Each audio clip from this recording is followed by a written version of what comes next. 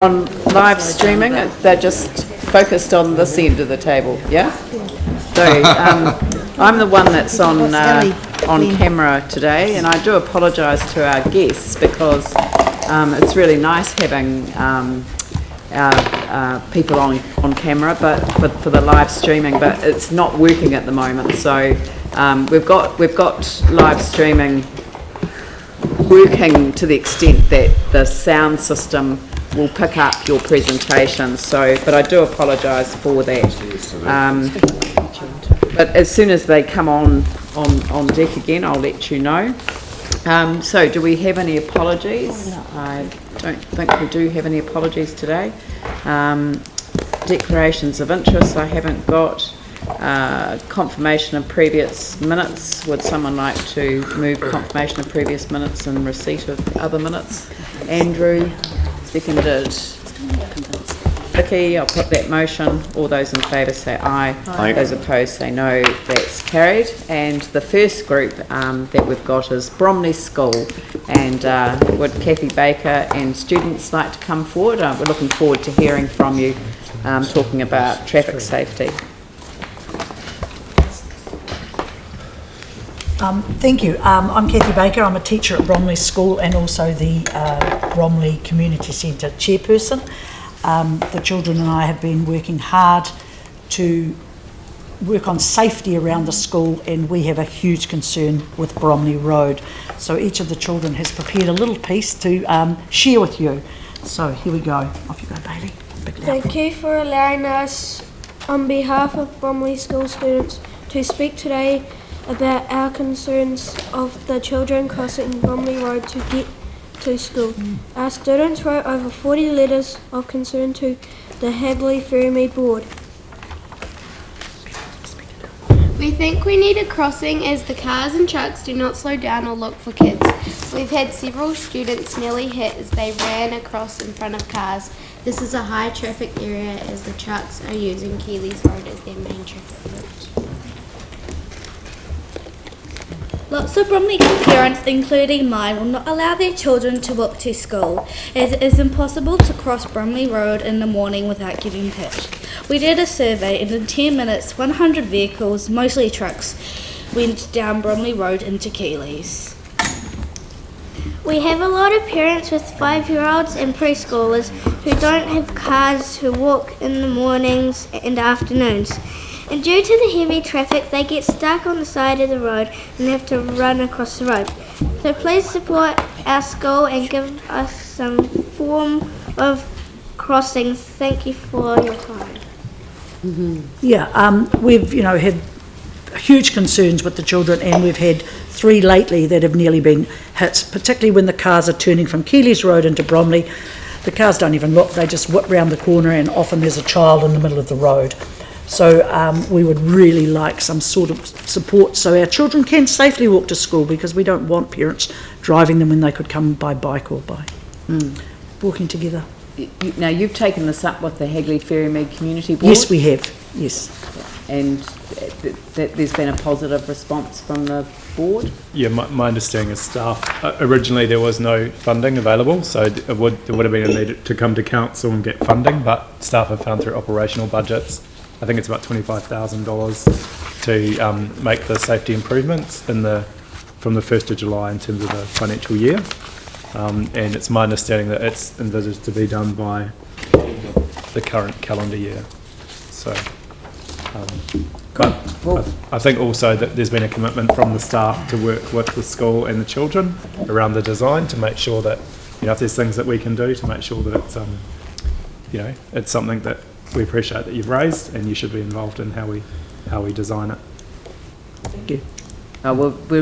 This is exactly what public participation is designed for, to enable people to come and have their say about things that matter to them. And I think it's great that the students themselves have come to make a presentation to council. Have any of you ever done that before? Can't tell. It was great. They did it was so a very beautifully. professional presentation. Yes. It was great. You can be very proud of yourselves. I hope they get lots of stars in the homework book for Are we allowed to give them a night off homework? Yes, you can. I'd like to also make a point that they came to the Hagley Ferrymead board to do this deputation, but there was a mix-up in their timing, so they had to leave before they did their deputation, so that's why they're here today, to actually do the deputation and give the kids a chance to have their say. Well, we're the winners. I think the councillors would like to thank you very much. Thank you very much for your time. Just wanted to add one other thing that probably didn't come through the deputation, but the school itself, the staff and the students and the parents have put a huge amount of work into this as well.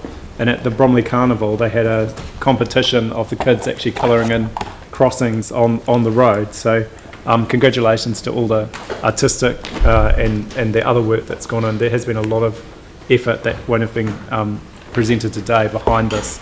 So thank you. Fantastic. Thank you. Could I invite One Voice Te Reo Kotahi to come forward, please? Catherine Peet and Rex Gibson, welcome. I understand that your PowerPoint has defied our computer capacity today. Well, that's not particularly an issue because it's very short and we will be supplying you with a one-page summary. Thank you. E nā raketere hui nei, e nā kai whakahaere Leanne, e nā kanahera o Otatahi, tēnā koutou, tēnā koutou, tēnā koutou katoa. As tangata whenua co-chair of One Voice Te Reo Kotahi, I greet and thank you for this opportunity. Tēnei te tū atu nei mō e nei tuataka te co-chair Catherine Peet. We represent today a little over 130 small NGO and community groups who have all put themselves on the One Voice register. This organisation serves primarily as a conduit for authorities such as yourself to communicate with organisations on our register. We've worked regularly with various agencies over the last few years, and that register is available on our blog spot. And for your information, that register is maintained for us with City Council assistance through Cinch, and is available through their system. I'm on this group as the nominee from Te Runaka ki Otatahi or Kaitahu. Catherine will outline our kaupapa as a group and our whakapapa for you, and I'll add a few comments at the end before you have just before the opportunity to open up for questions. Catherine. Kia ora, Rex. Ngā mihi nui kia koutou. You've had a one-pager pre-circulated. I don't know if any of you have had the chance to look at it, but one of the things I'd draw to your attention is the resource that we're putting together on the valuing of third sector organisations. That's had a lot of input from a wide range of people, and as Rex has indicated, we work in a treaty-based way. You have in front of you a copy of Chris Horn's research, which has come out from the work that Sarah did as a sort of I think they call them a legacy project. That's another resource. There's a forum on the 7th of July to look at the priorities that are established in that report. But primarily today, what we've come for is to follow up, thank you Phil for this, from the previous get-together that we had with our statutory connections, if that's what we call you, our statutory connections, at the end of last year. We have actually now got a clear, what Hannah O'Regan calls triage point, with all of those except the Christchurch City Council. And so what we're looking for is a place to come with the issues. We are working with a whole range of City Council staff, and I'm quite happy to give the details of that, but it sort of feels like there's sometimes not a connection between them. And so what we're looking for is a person who is in the Christchurch City Council who can do what Hannah is doing at the moment in an interim way in Te Runanga o Ngātahu, and what Commissioner Cagle has been identified to do in ECAN, and so on. So we just haven't got anyone in the Christchurch City Council, and that's what we want. So that's really why we've come today, and we do need to do some significant work on the register to make it more, I think, accessible. But there are a lot of voluntary organisations with a lot of action that is voluntary in the city at the moment. And I just want to finish with a quote which I will send you, which was part of the PowerPoint presentation, which comes from a lord in the UK in 1950, and Leanne's heard this before. There is an interest of the state that must not be controlled by the state. Therein lies the realm of voluntary activity. And what we're trying to do is to provide a waka on which all those voices can be carried with integrity. So we have a lot more material we can share with you, but that's the point of coming today. Rex, did you have anything? Yes, in addition to the triage person, we'd very much like to see the City Council look at writing in, and I'm not sure of the appropriate places there because I'm sure I understand your system, but writing into the way in which your groups operate, that there has to be a role there to consider the third sector as a partner in your consultation processes, and we're prepared to liaise with you and talk about how that could be achieved, separate from what we're talking about today.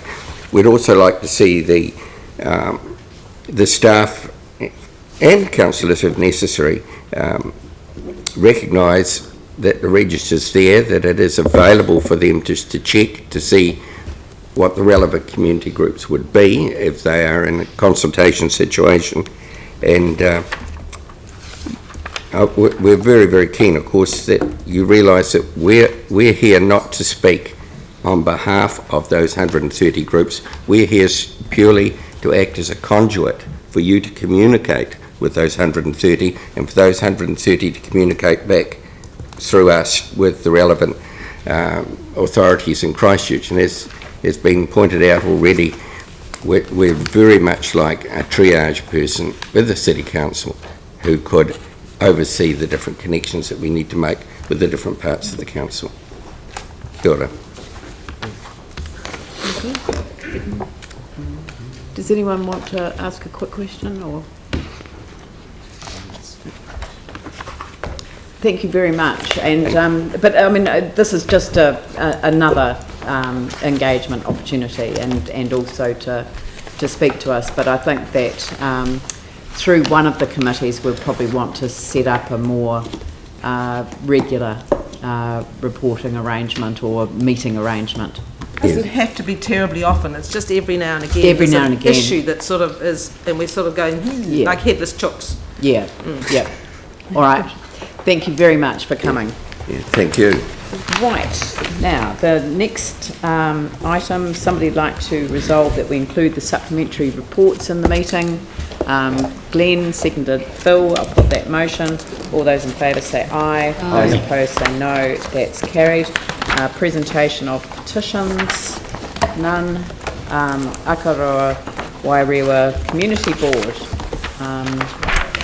Pam's not here today. She has an item 1. You'd like to move the... Yep, I'm happy to move that. So Pam sends apologies today. She's not here. She's actually recovering from knee surgery, so she's at home in Pigeon Bay. She did ask me to draw attention to just one item in the report, which is the matter at the top of page 23, Part C, Item 3.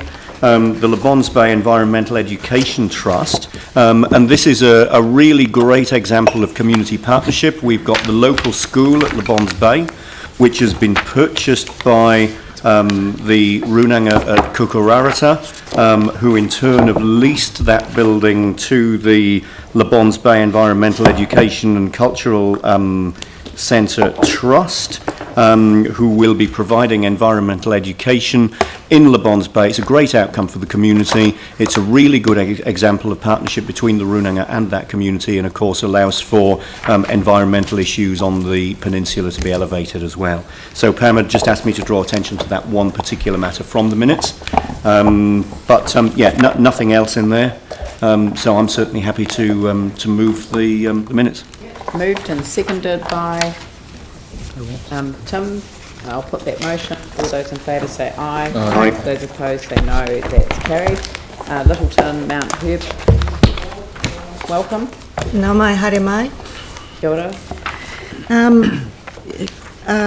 Business as usual, as I said, and but I'm happy to answer any questions on the reports and update you on a couple of things that are going on in our part of Banks Peninsula. The board and staff are working together on objectives from our community plan. In Diamond Harbour, staff are working with the community to sort out some long-standing circulation and parking issues using the 15,000 funding that was allocated to the Diamond Harbour Community for following a deputation from Diamond Harbour Community Association and the Sprig Group last annual plan. So thank you, that's great. The community governance staff are also working on the board's Littleton housing objective, investigating the extent of housing problems, including affordable housing in Littleton. And staff are also working with groups in the community to partner with the board in holding a youth LGBT Mardi Gras in Littleton. So that's just a few things that are happening from our board. Good, that's a lot. Has anyone got any questions? Yanni? Yeah, thanks. I was just interested in the page 31, the deputation and 35km/h speed limit. And I guess, we've just had a briefing at our community board around speed limits, and we've got 30k's being put in, we've got 40k's in some areas, and now we've got another one, 35k. And one of the comments that's been made from some in the community is it's quite confusing to have such a wide range. So what was the rationale behind a 35k? Well, it's because in this case it was because there is a sign on the bend where at this just before this intersection that is one of those advisory type signs that tells you to slow down to 35. So that's why this deputy picked on that particular number. But the advice that the board got on this was that the NZTA have advised council that they're not going to do the routine speed reviews that we might have put this one up for consideration to. They're just asking council to focus on places where the traffic volumes have changed while they review the whole process for reviewing speeds on local roads. So that will go on to quite a long list of things that might be looked at in the future when that new process is worked out. Okay, thank you. Be quite useful to get an update for councillors on. I wasn't aware of that, but it sounds like it's going to be a more integrated process. I don't know what NZTA have got in mind for the process. Good to get an update though, wouldn't it, for the whole council? Has that come through your committee, Phil? No. It's going to community boards, Yeah. and NZTA are doing a review till the end of June, and after that we're allowed to start talking. Then it'll come to the board, to the committee after. Okay. It's been I guess, the concern, I think it was last year when we did this, or the year before, we had reports come to community boards, they made recommendations, so Riccarton said we'd like these streets included. This time there's been no ability there's only been informal sort of feedback, but there's been no formal process for people to put forward speed limit areas. But we can after June, because Riccarton did exactly the same again. Okay, so it would be good to get the information back how we can do that. Yeah, but so There should be scope so for it So at there that will time be it a comes to report committee. coming from NZTA to the council after June. They are currently limiting a whole range, and they've sent us all that list of the ones that they're limiting. So they're lowering speed limit in a range of streets, and then after June we can put forward all the other ones that we want dealt with, and we can start dealing with the 30k areas and the 40k areas that a number of residents are saying that they want. But I think Yanni's point around consistency is actually a good one. That's right, yeah. Yes, Yeah. yes. So, all right. What I understood was that NZTA are reviewing their process for allowing that the process that the council Well overdue. has previously used. It'd be good to know that though. So We'll we'll just get a memo from them to so that we understand exactly what the process is. All right. So I've got a mover as in Andrew and a seconder as in Glenn. I'll put the motion. All those in favour say aye. Aye. Opposed say no. That's carried. That's Thank great. you. Thank you very much, Paula. Pendleton Waimari Community Board, Val.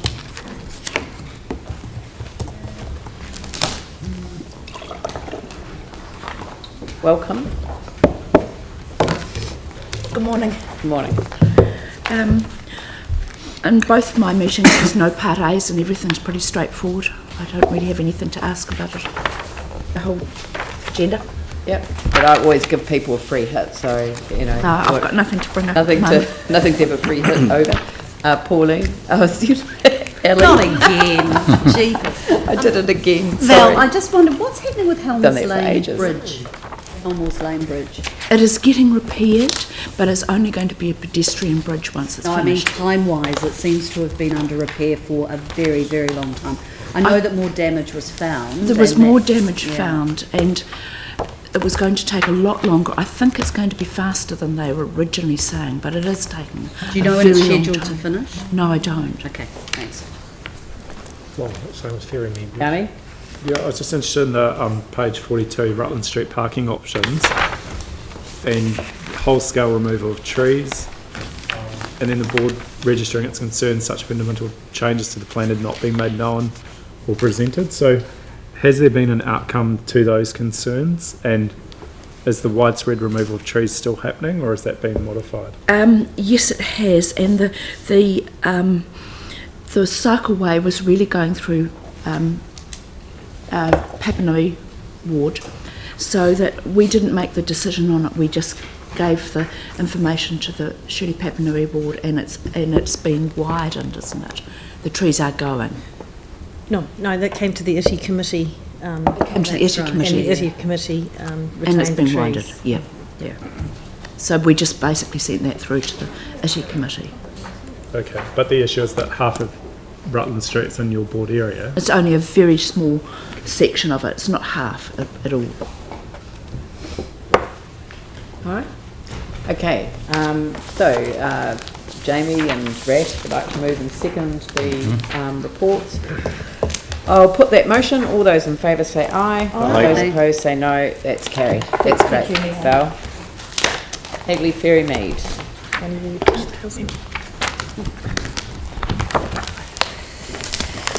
Again, unusually absent. I know, very unusually. It is Sarah, not welcome. often that we've had a lack of Part A's. So, what I'd like to just mention is that we do actually have 3 sod turnings coming up soon, which marks... We call them real- groundbreaking ceremonies.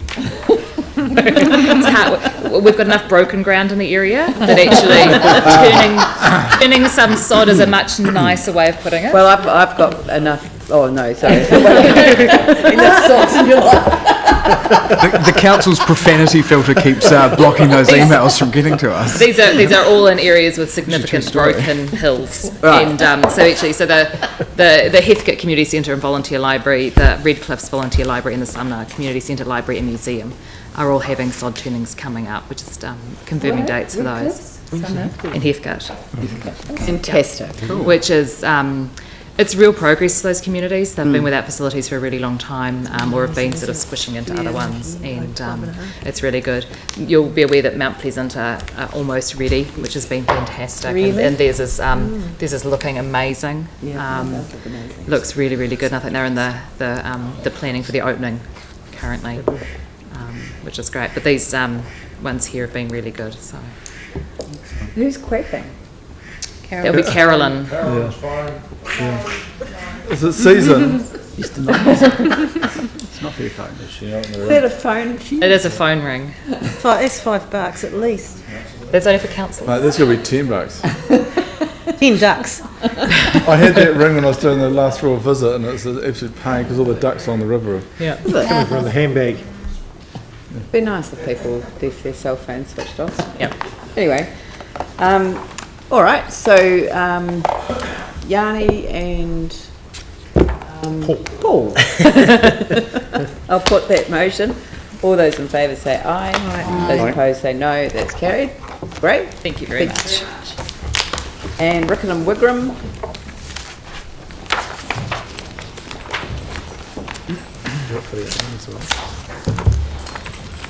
Good morning.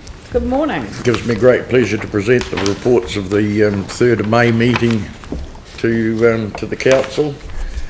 And if we just want to flip to page 2 73, where we've asked for a bit more consultation on the Henau Street and Myro Totra Street to do with parking, the impact of parking changes. So that's, other than that, that meeting's report is all fine. Thank you, yep. Then if we move to the 17th of May meeting, we had deputations there by some groups of individuals that were concerned about the skate park going in the Hallsville area. So I must congratulate staff on the excellent way that they're handling the consultation process on that one. But that's watch the space. And the other issue, just briefly I want to, is the part 9 is the proposed bus stop relocation in 67 Mandeville Street. One of the things that came out of that is sometimes the location of the bus stop doesn't indicate whether it meets the standards for disabled persons access. So it's just a box that we would like the council to have a look at when reports come to community boards, that they have a box there that can tick to say that that location does meet those standards and requirements. And other than that, Madam Mayor and councillors, it's business as usual, and there is a PX at the back as well that will probably need to be accepted by the council as well. Unless there's any questions. Glenn? Well, thank you. Yeah, thank you, Mike. In relation to what you've just said, are you referring to, for instance, council reporting templates, so where we have various criteria, you know, you may add one in, does this meet accessibility? Exactly, because one of our overarching things post-earthquake is an accessible city, and we're really encouraging people to use public transport, but we want to make sure that that public transport is safe enough for all users to actually get on and get off buses. So if we could just have a box that we could tick there, it'd be much appreciated. Thanks for the question. Could we build that into our, or look to build it into our templates? We can certainly look to do that, and perhaps more than just a tick box, it might just be a statement that either we've consulted or that it meets the standards. Thank you very much. It'll be a big help in the future. Yeah. Excellent. So, moved by Jimmy. Yes, happy. Vicky, I'll put that motion. All those in favour say aye. Aye. Those opposed say no. That's carried. Shirley Kapanui. No parties. Mike's not here. I thought he was going to be here, but no parties. So, moved by Pauline. I'm Ellie. By Ellie. Just that little joke. Okay. Okay. So I'll put that motion. Oh, there was just a couple of little things. Yeah. Sorry? Just a couple of little things. I just wanted to mention the camera on Manchester Street. So the board resolved to fund that for 1 month. We felt that with the poor weather over the 2-week free trial period, that may have affected the number of working girls on the corner. So, and in fact that has been borne out with a couple of incidents at the weekend, which we just, police are spooling back on the, or rather the camera people are spooling back at the moment to see if they can pick it up. It was a damage of a vehicle. But we're running that for another month, but we do think it's got potential citywide, so we're going to be looking at that a bit more broadly. The other issue, and it is becoming increasingly reported or coming to the board, is the increase in parking in side streets around places like Northlands Mall. We understand that the mall, as part of its resource consent, has to provide parking, but we also believe that some workers are charged for that parking, and that car park is now full. So it's actually causing a lot of the side streets to be very chocker, and as a result, rubbish trucks and things can't get down there as well. So we're having probably at least one of these delegations a month at the moment concerned about the parking, and that relates to the intensification and the aim to intensify home-wise, building-wise and business-wise in our ward. into the medium density. Sounds very familiar. Yeah, the medium density proposal in the district plan. So our board's lodged a submission, and I think the chair, Mike, is going to speak to that in July, and he's been working with the St James Ave residents as well, because that's it's a character area now, isn't it? They're very concerned about the amenity around there, and they're also concerned about the parking as well that's spreading out from the mall. And never a week goes by when we don't do more yellow line approvals around Northlands, and it's spreading further and further out away from that activity area. So it's a big concern, actually. Especially with the expansions planned too. Paul? I just wonder if there's any ability for the council to, through the consenting phase of these expansions, whether we can actually insist that these key activity centres supply more parking for their staff. Clearly it's causing a major issue around the streets, and I just wonder, I mean, they build very large car parks. Take Westfield, it's 2,500 car parks in that building, but they don't offer, well, they offer very little to the staff that actually work in the place. No, and I think with Northlands they were charging the staff to park there, so they weren't using it for quite a few years and putting pressure on the surrounding neighbourhood. Now, whether they've removed that charge, I don't know, because it is full right now. Around the city, though. I mean, it's been, even Maryvale Mall, it's a problem around the Maryvale Mall, Fendleton Mall, even St George's Hospital. You know, it's these key activity centres, they do cause major issues. If you made it difficult to park at the malls, they might get on the bus and come to town and shop. Or bike. Yeah. So, I mean, Doesn't work I agree like with that. Paul, we've got the same issue at Eastgate where they had a non-notified consent and they were only required to provide, I think, a third of the car parking or 2/3 of the car parking required under the district plan. And now that that's proposed for intensive area, we're going to have all sorts of the same problems. So it would be good to try and look at it through the consenting point of view and making sure that we are requiring what the demands are. Has your board asked for a briefing on the expansion plans of the mall and how the consenting is going? No, they're not at that stage yet. But we're certainly up on some of the developments, including there's the Mitre 10 going in as well. So we're aware of those.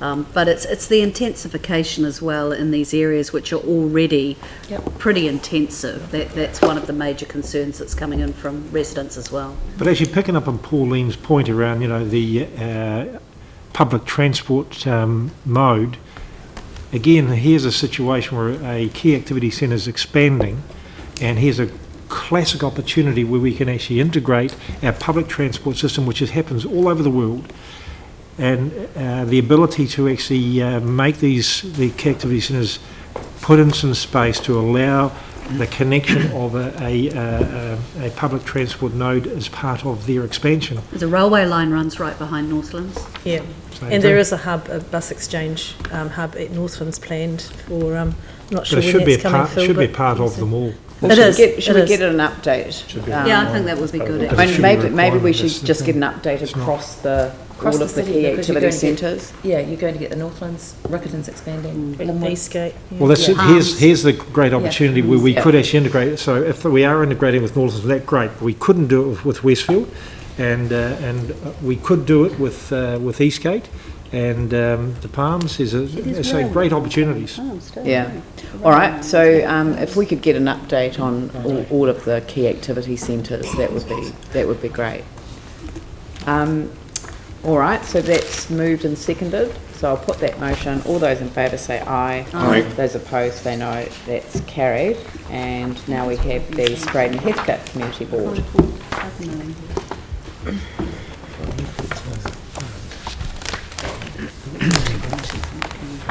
We weren't sure if that was your cell phone going off. It was, I lied. I still haven't worked out how to turn the thing off. There's a wee silence shoot button it. at the side. I showed it. At least you wanted.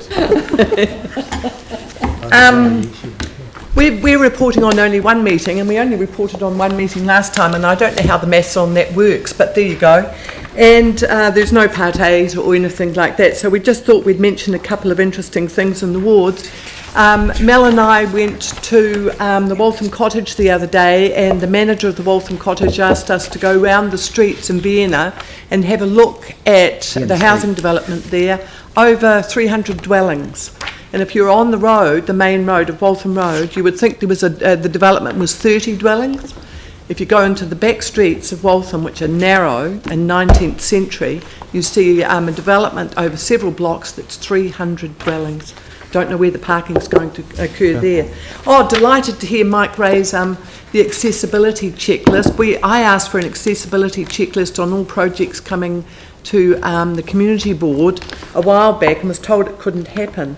So even if it's only about transport, I'm delighted that there is a box for disability accessibility, as Mike just mentioned.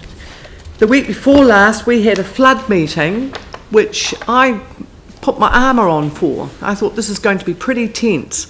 And the residents, the room was packed, it was standing room only, 60, 70 people, residents, and we had Keith Davison, Peter Christensen, Chris Manson, Tom Galloway from the flood team, and they were exceptional.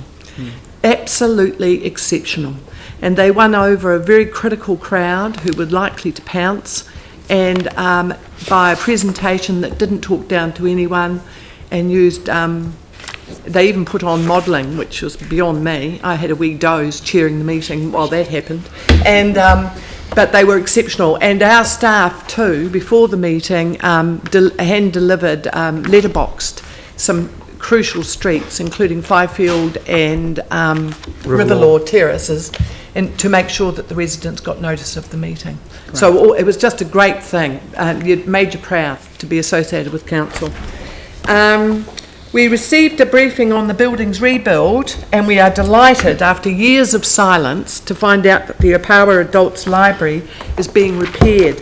We've asked for it to be a line item in the annual plan because people looking on the council website could not find the Opawa Adults Library.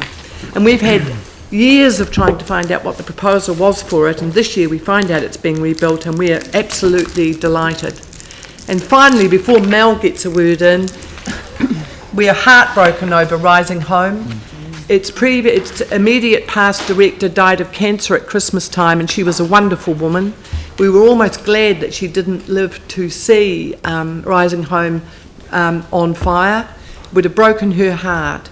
And but we are very chuffed about at the response from staff who are holding a meeting today, which we are all attending, to discuss Rising Home and what's going to happen. Of course, they won't know yet what's going to happen to it, but we hope that an 1860 building in Christchurch can be saved.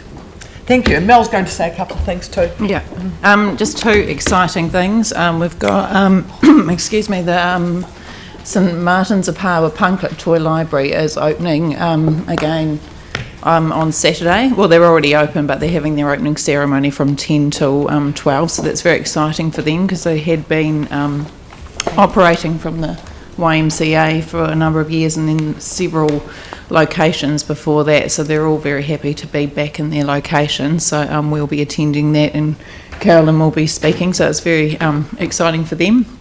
And then the other opening that's going to be happening is, again, because I always come and talk about it, but the little Hoonhay, former Hoonhay Library, which will be a Hoonhay Community Centre, will be opening. There'll be an opening on the 2nd of July, and we'll be sending out invites to all of the councillors and to Leanne, and we may have an invitation for you to speak if you'd like to, or we'll... 2nd of July. Yeah. No, I won't be here. Okay, sorry. So we'll have other speakers. Carolyn, I'm sure, will be happy to do it, and you're all... Just get to turn a phone off. Yeah. But it's going to be really, really good because it's been sort of a long process, and a lot of people, especially Rowley House, have been very supportive of the board of opening that. So we're really appreciative, and so is the community. So that's it. It's good news. So moved Phil and seconded by Tim. Is there any discussion? I'll put that motion. All those in favour say aye. Aye. Those say no. That's carried. Great. Thank you. I just see that Mike Davidson's come in. We had a long conversation about Shirley Papanui. Are you quite comfortable with that? Yep. Okay. Did you want to? Did you want to add anything? That was pretty straightforward. So. Yep. Okay. Bearwood Pegasus. can't see Andrea here, but is there anyone? No. Just, I think Glenn wanted a couple of points to raise, and I'd just like to draw a couple of things too. There's 2 sets of minutes. In the first set, there's a reference on page 616 to the item 7 about a discretionary response fund application to a local piece of artwork. And I'd just like to sort of tell councillors that it's quite an unusual situation with the land there. The local community wanted to put this piece of artwork on the road edge as you come across Bridge Street heading into South New Brighton. The road edge is not particularly wide at that place, which doesn't really allow for the artwork to sit in there. So we were looking at the land adjacent to the road edge, and at this stage it appears that neither we nor the Crown or anybody else accepts any ownership of it. So there's a quite interesting piece of work going on to actually find out who owns the land and who has the ultimate permission. So I'm looking forward to the outcome of that. The other one I just wanted to draw attention to is on page 121, the Te Waka Araha South Brighton group, who have taken over the use of an old Baptist church there. They applied to a Facebook campaign where a local company was offering to lift and repair the building, and so many votes needed to be achieved to get that across the board, and I'm delighted to say that they won it, and that building will be restored for community use. It has excellent potential for South Brighton, and will be, I believe, when it's finished, will be a huge asset for that area that's it's lost its shopping centre, and there's proposals to try and get that up and running again shortly. So in terms of commercial and retail activity in that area, it's pretty light, and this proposal hopes to put together a community information centre, education centre, activity, a cafe, gallery, and a venue for local cultural activities. So I'm absolutely delighted that they won that bid to have that building jacked up and repaired, and as I said, it'll be a huge asset for South Brighton. They had a real campaign on that on Neighbourly and all sorts of things. I got lots of emails about it. Yeah, so they did very well. Yeah. We sort of couldn't back them because there are about 3 entries from the ward. Right. You know, you can't go about. You can't choose one over the other. But and this is all okay with the owners of the property? They're all. Yeah, well, they're actually looking to. Well, they're leasing it, but they would quite like to buy it. So that's another. That's the church. term. I don't think is their they're not congregation. Planning to go back. Pardon? The church isn't. Church isn't interested in going back. In the short term, they will be leasing the building, but they do have a desire to buy the freehold of it, and that's another project. And that might be something that's on the agenda. Might be too. Yeah. I'm just interested from the because there are a lot of well, not a lot, but there are different funds that they can apply to. Yeah. Yeah. Not within council, but more broadly. Yeah. So no, right. Great outcome. That's a great outcome. Glenn, did you want to add something? Yes, please, if I may, just a couple of quick things. One in relation to that Mother of All cleanups event that we had a few weeks ago.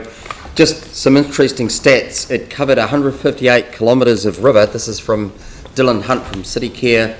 1.16 square kilometres of land that covered, and 9 tonnes of rubbish was collected. So that was tremendous. We've had a lot of learnings. We've had a debrief. 2 other quick things in the next report in relation to Sudden Place. David mentioned kind of ambiguity over land ownership, and this is where this slips into. Sudden Place is in an unusual space, that kind of green-red zone interface, so we're trying to push as hard as we can to get some resolution, but we are in a holding pattern over the future use of the residential red zone land. And then Midway Street, just to give you a heads up, residents really want to know what will happen following the Dudley Creek option going down the middle.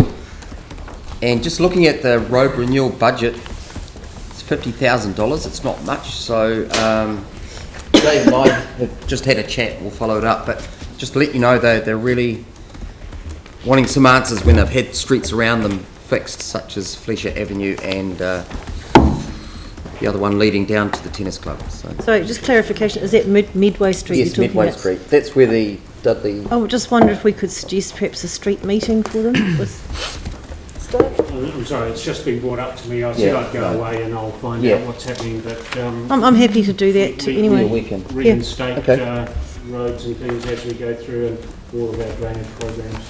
But just being, updating them on what's happening with the land drainage program along there and telling them what we're doing, when we're doing it and how, and it's always a good thing to do. So I'm happy to attend that. They have had communication from council, but in their view, they're feeling like it's mixed messages.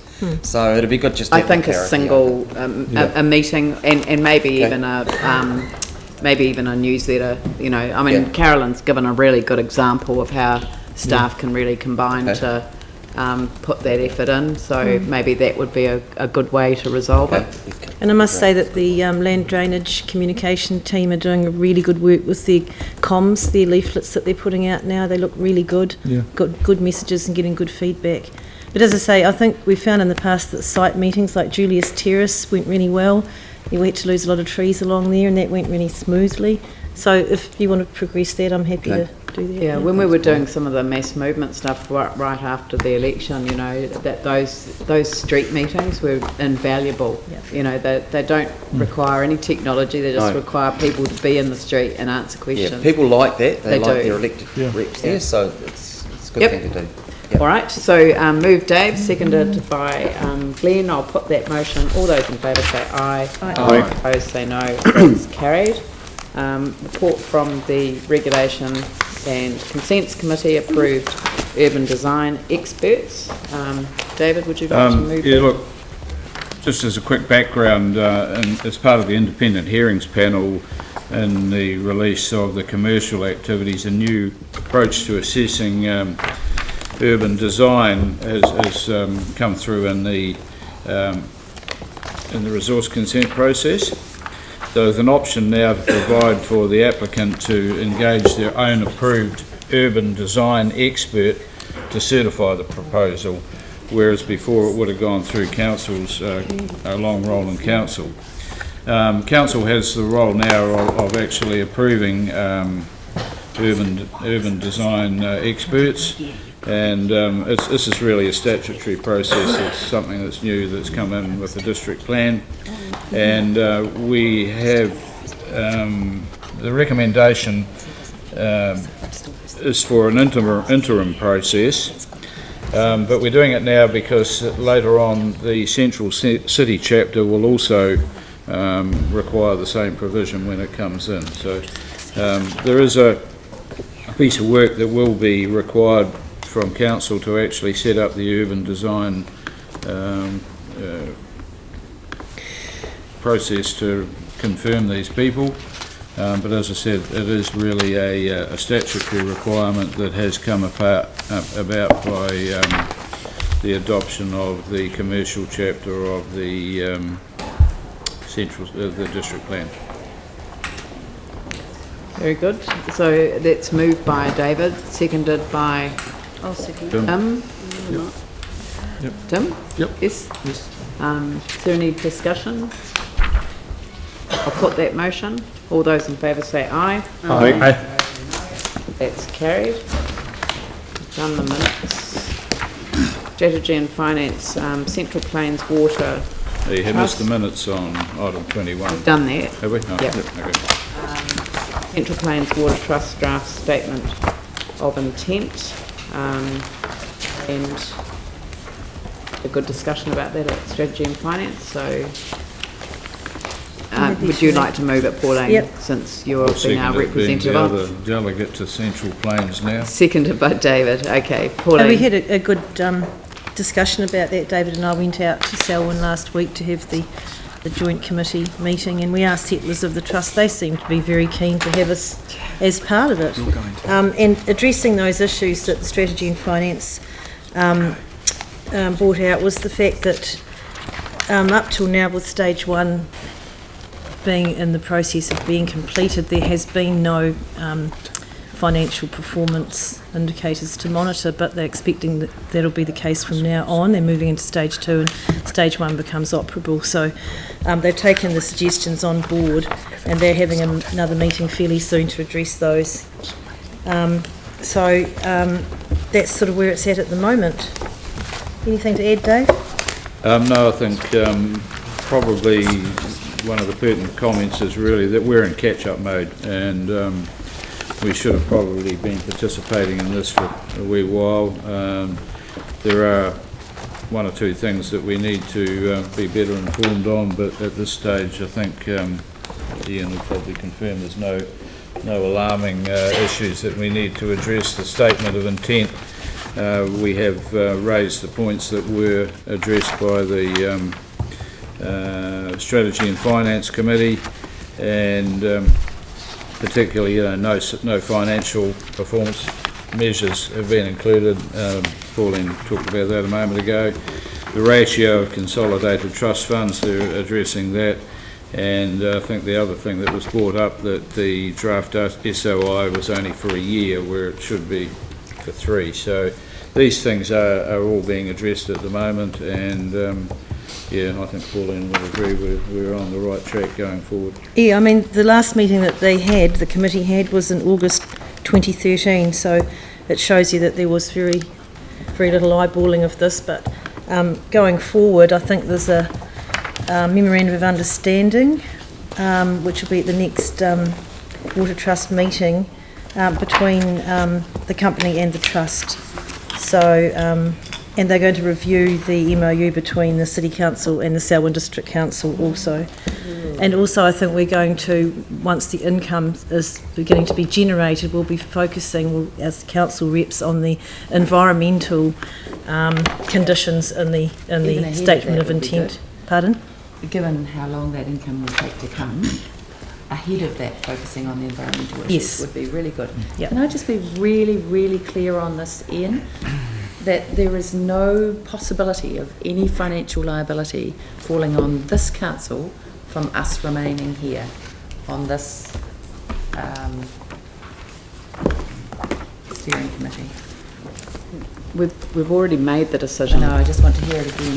Yeah, but to answer the question, I think I did some work on this a couple of years ago and came to that conclusion that there was no liability on us. You're absolutely sure of that?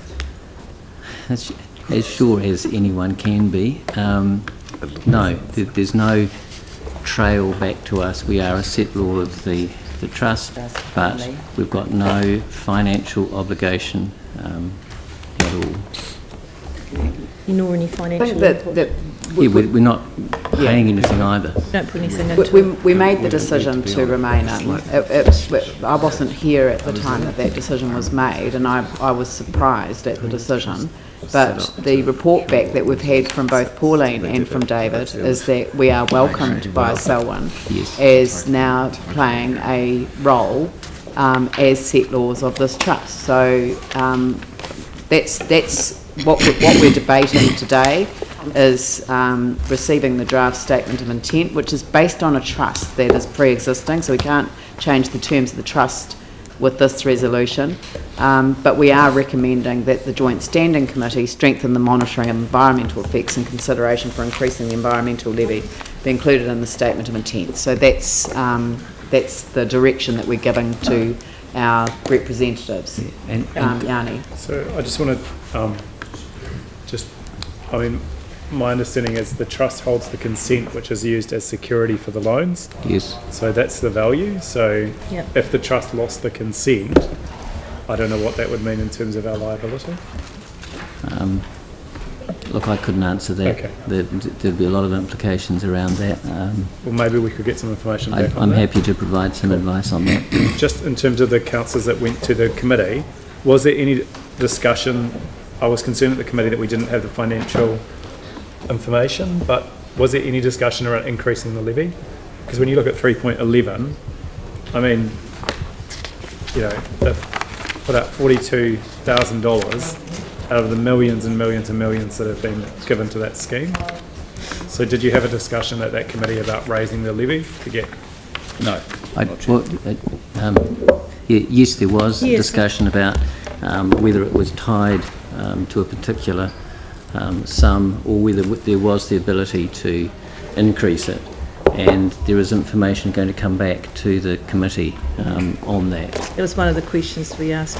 Yeah. It was a fairly informal meeting, as I say, after no meetings since 2013. It was a bit like fairly informal, and we raised the points that the Strategy and Finance had raised, and that information will come back to the next meeting, and the levy was one of those. Okay, yeah. Thanks. Okay, can I just say that it was actually a good meeting. I had the feeling that Selwyn hadn't been doing too much in the committee space, so it was. I think they were quite pleased to get some momentum going again too. Yeah, no, I think it's worked out. I think the letter from the Mayor was kind of a trigger for us considering it, and I guess that he and I both had an expectation that would be that we would pull out, but the decision of council was to remain in, and I think everyone's accepted that that's a good outcome, and we'll continue to contribute. Yes. Yep. All right, so I will put that motion. All those in favour say aye. Aye. Those opposed say no. That's carried. And that's not bad, because we've now got to 10:32, so I'm only 2 minutes late, and I'd like to invite Jimmy Chen to go to the end of the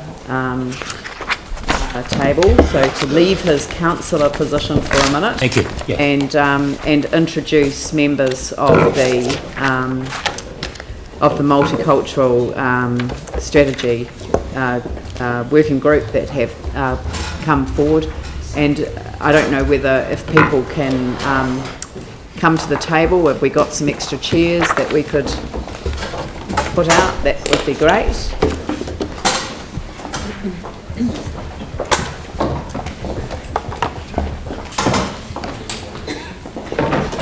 When this item was being put on the agenda, it occurred to me that we quite often don't see the people who are involved in all of the work that goes on behind the scenes to bring this forward. And I thought it was an ideal opportunity in coming to the council meeting that if we invited members of the working group to come as well. And I'm going to ask Councillor Chen to introduce members of the working group to us, and also to make a presentation to us, and then we will have a discussion around the discussion document, which would go out for consultation. So I'll now hand over to you, Councillor Jimmy Chen. Thank you, Mayor. Yeah. Ina iwi, ina mana, kiwa koto, tena koto, tena koto, tena koto, katoa. Kiwa koto, annyeonghaseyo, ni hao, ne ho, ni ho, konnichiwa, namaste, buenos dias, talofa lawa, una, ayubowen, salam, guten morgen, mabuhay. Mayor and my fellow councillors, good morning. As the chair of Christchurch City Council Multicultural Working Party, it has been a privilege to lead the development of the draft Christchurch Multicultural Strategy for the past 10 months. Thank you for the opportunity to present this consultation paper for the draft Christchurch Multicultural Strategy to the Council today. This is the result of 25 years of advocacy for the Council to have multicultural strategy. And I'm very proud that we are able to see here today and present this to you. As you know, we established a multicultural working party in response to a deputation from the Inform Network last year. And I would like to take this opportunity to sincerely thank them for their wisdom, guidance, and their great contribution throughout the past 10 months. So right now, I would like to introduce all our multicultural working party members. In my Left-hand side is Zion Basarwati. She is the vice chair of Multicultural Working Party. Okay. Hi, everyone. And also leftist is Josiah Tolamali, youngest one. And Patrick O'Connor, our senior one. Catherine Pitt, also senior and experienced. And Mastura in development. Yes, okay. And Professor Eken Weir. And Nana Hart and Wenki Chen, both they are. Wonderful. Yes, okay. Welcome. There's 8 external members, and also the 4 my fellow councillors, Councillor Livingstone, Turner, Yanni Johansson, and I, Jimmy Chen. Okay. Multicultural strategy, that vision. As you are aware, we take several months to establish this multicultural strategy vision. We try to expect this city of Otahi, Christchurch, is an inclusive, multicultural, and multilingual city that honors the utility of Waitangi and the values of diversity, a city where all peoples have a sense of belonging. The strategic vision that we presented today is one that we believe honors, first and foremost, our relationship as treaty partners. This underpins the suggested framework for Christchurch to become a true, vibrant, and thriving multicultural society.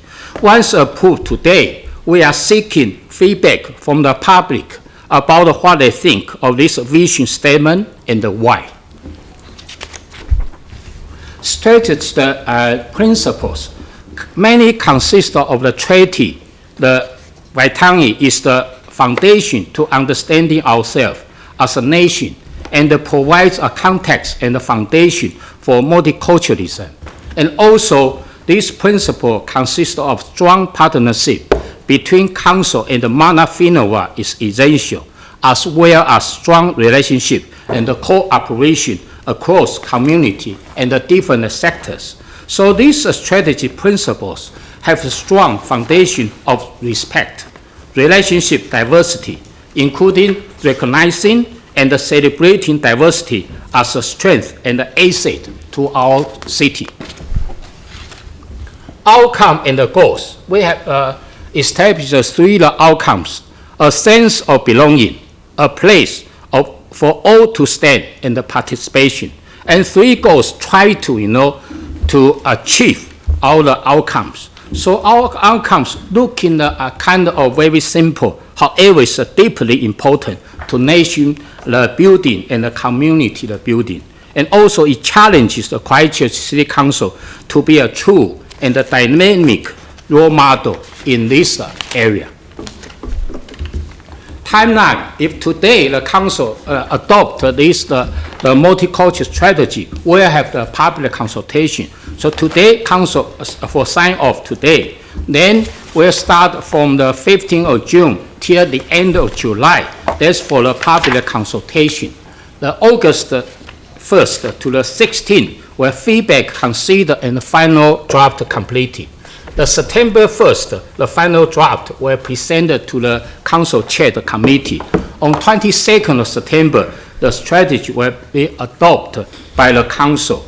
Regarding to this strategy, the launch will be for further discussion. So staff will ensure this timeline is met, and they are already shaping up their plans.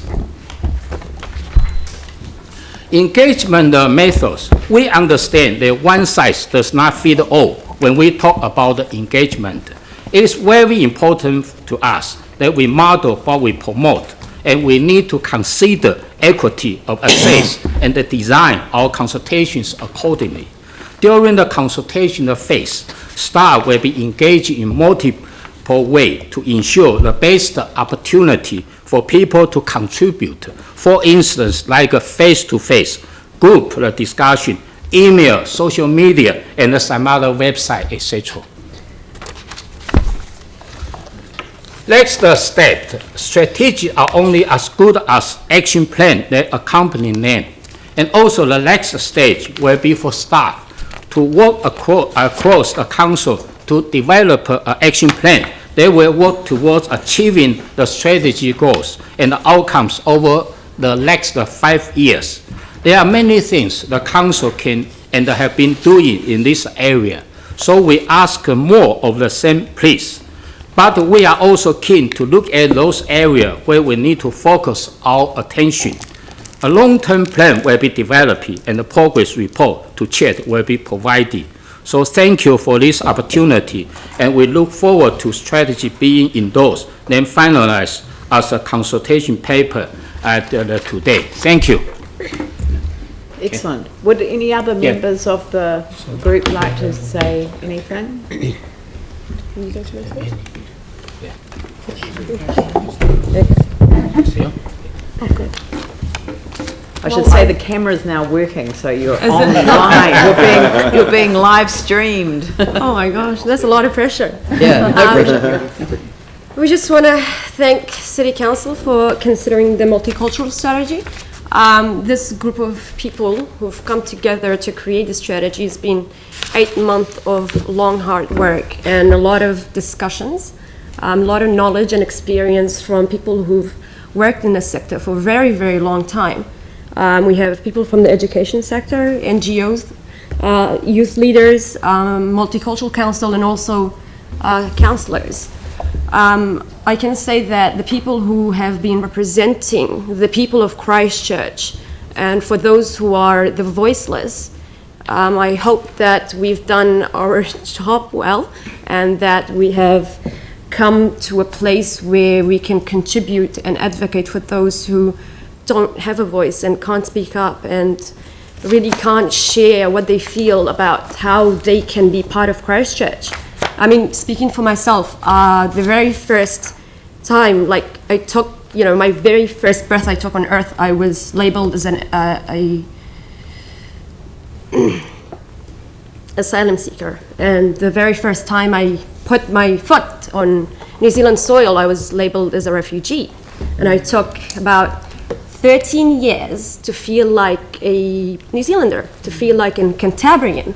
And that finding myself as a Cantabrian, it was me who stepped out of my comfort zone. It was me who tried to find ways to feel like a New Zealander.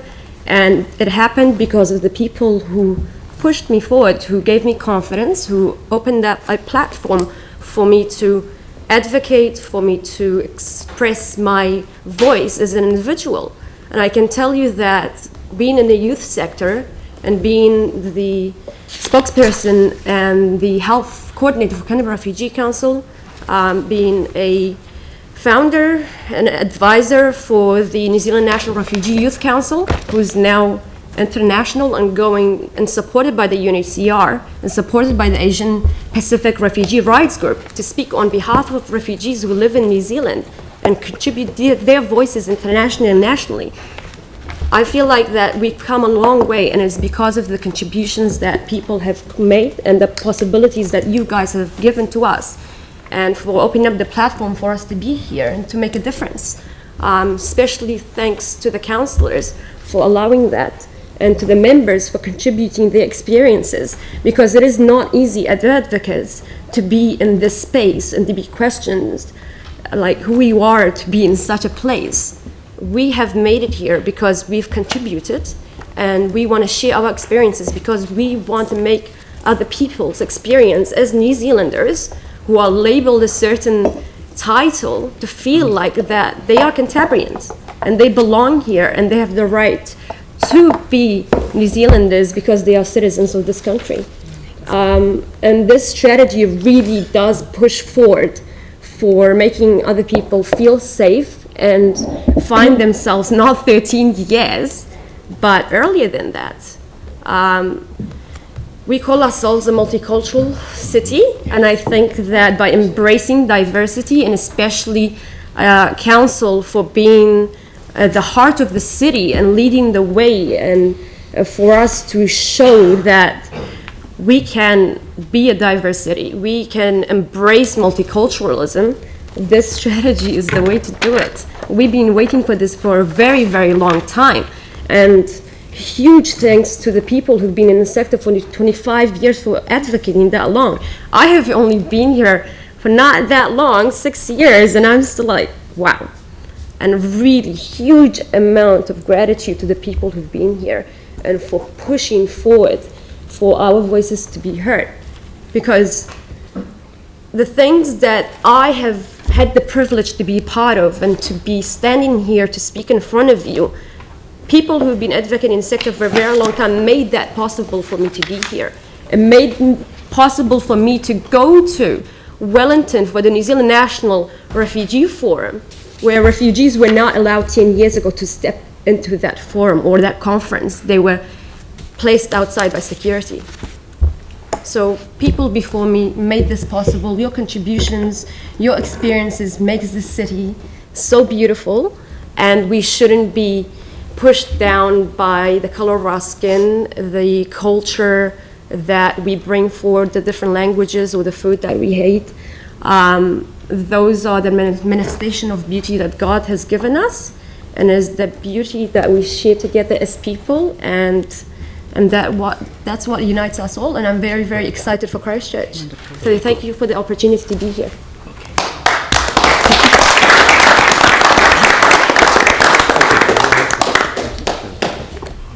Thanks, thanks, Jimmy. I'd just like to acknowledge some people in the room too, that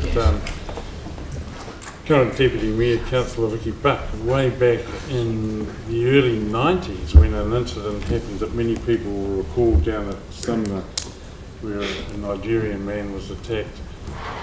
At that stage there was a catalyst for some very good work in the multicultural field, and Councillor Buck consulted the then editor of the press, who agreed to have a series on the various ethnicities in Christchurch every Thursday in the Christchurch Press, quite a prominent thing on page 3.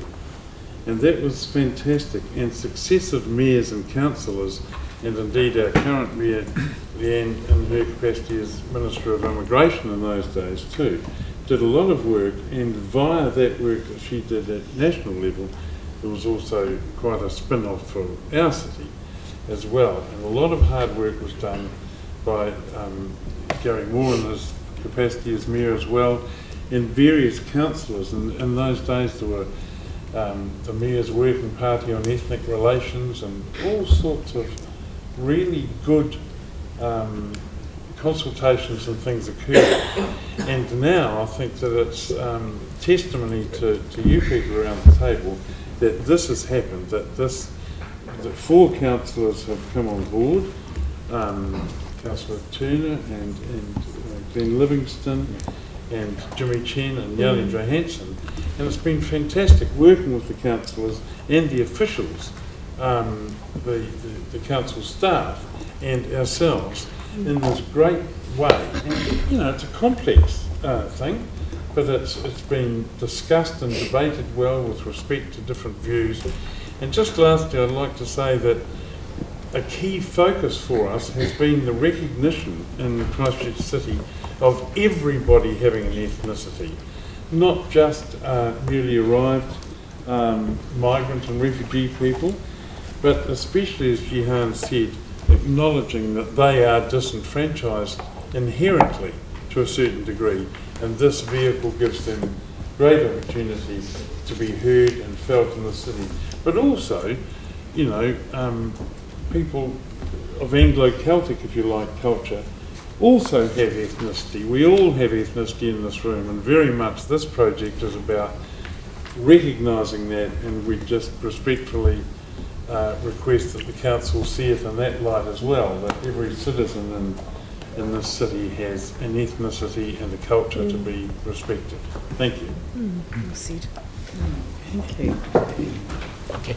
May I take this opportunity also acknowledge some of the staff, council staff, the Claire Phillips, the manager, and also Easter Vanero, and also the Patricia Donley, 4 quarter. Quarter in here? Yeah. Okay.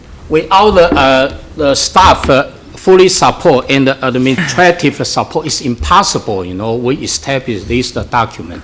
So we do appreciate the staff getting involved in the support. And also in here, we have Maori, the community leaders, Sally Peterman. Thank you so much. We have quite a few times, have a consultation with her and some other Maori leaders regarding to this draft, the multicultural strategy document. Yes. That's great. So, thank you. I'm going to. I was going to say go the Welsh. That's all. That's a typical Jones. Wenky, did you? Yeah. Can I just speak something? It's a milestone for us here because I've been driving the multicultural issue for a long time, good 27 years, and I worked in this city for 40 odd years. So I've seen the changes. I'd congratulate. If this one, we will just about be the one of the major council that have a good strategy ahead and also some goals and outcome. Now the challenge for the councillors here is to walk the talk. Absolutely. Look, and that's a really good note. So I'll call this part of it to an end. And I'll invite Jimmy Chen to return to his seat, and he can perhaps move the motion that we have before us, and then if people can, if you go back to your seats and remain for the debate, that would be fantastic. But thank you so much, and thank you on behalf of the city for what you've contributed in terms of bringing this to this point. I think when we finally celebrate the adoption of the strategy as a whole, we will have real cause to celebrate, and we will do that in a fitting way. So thank you. Thank you.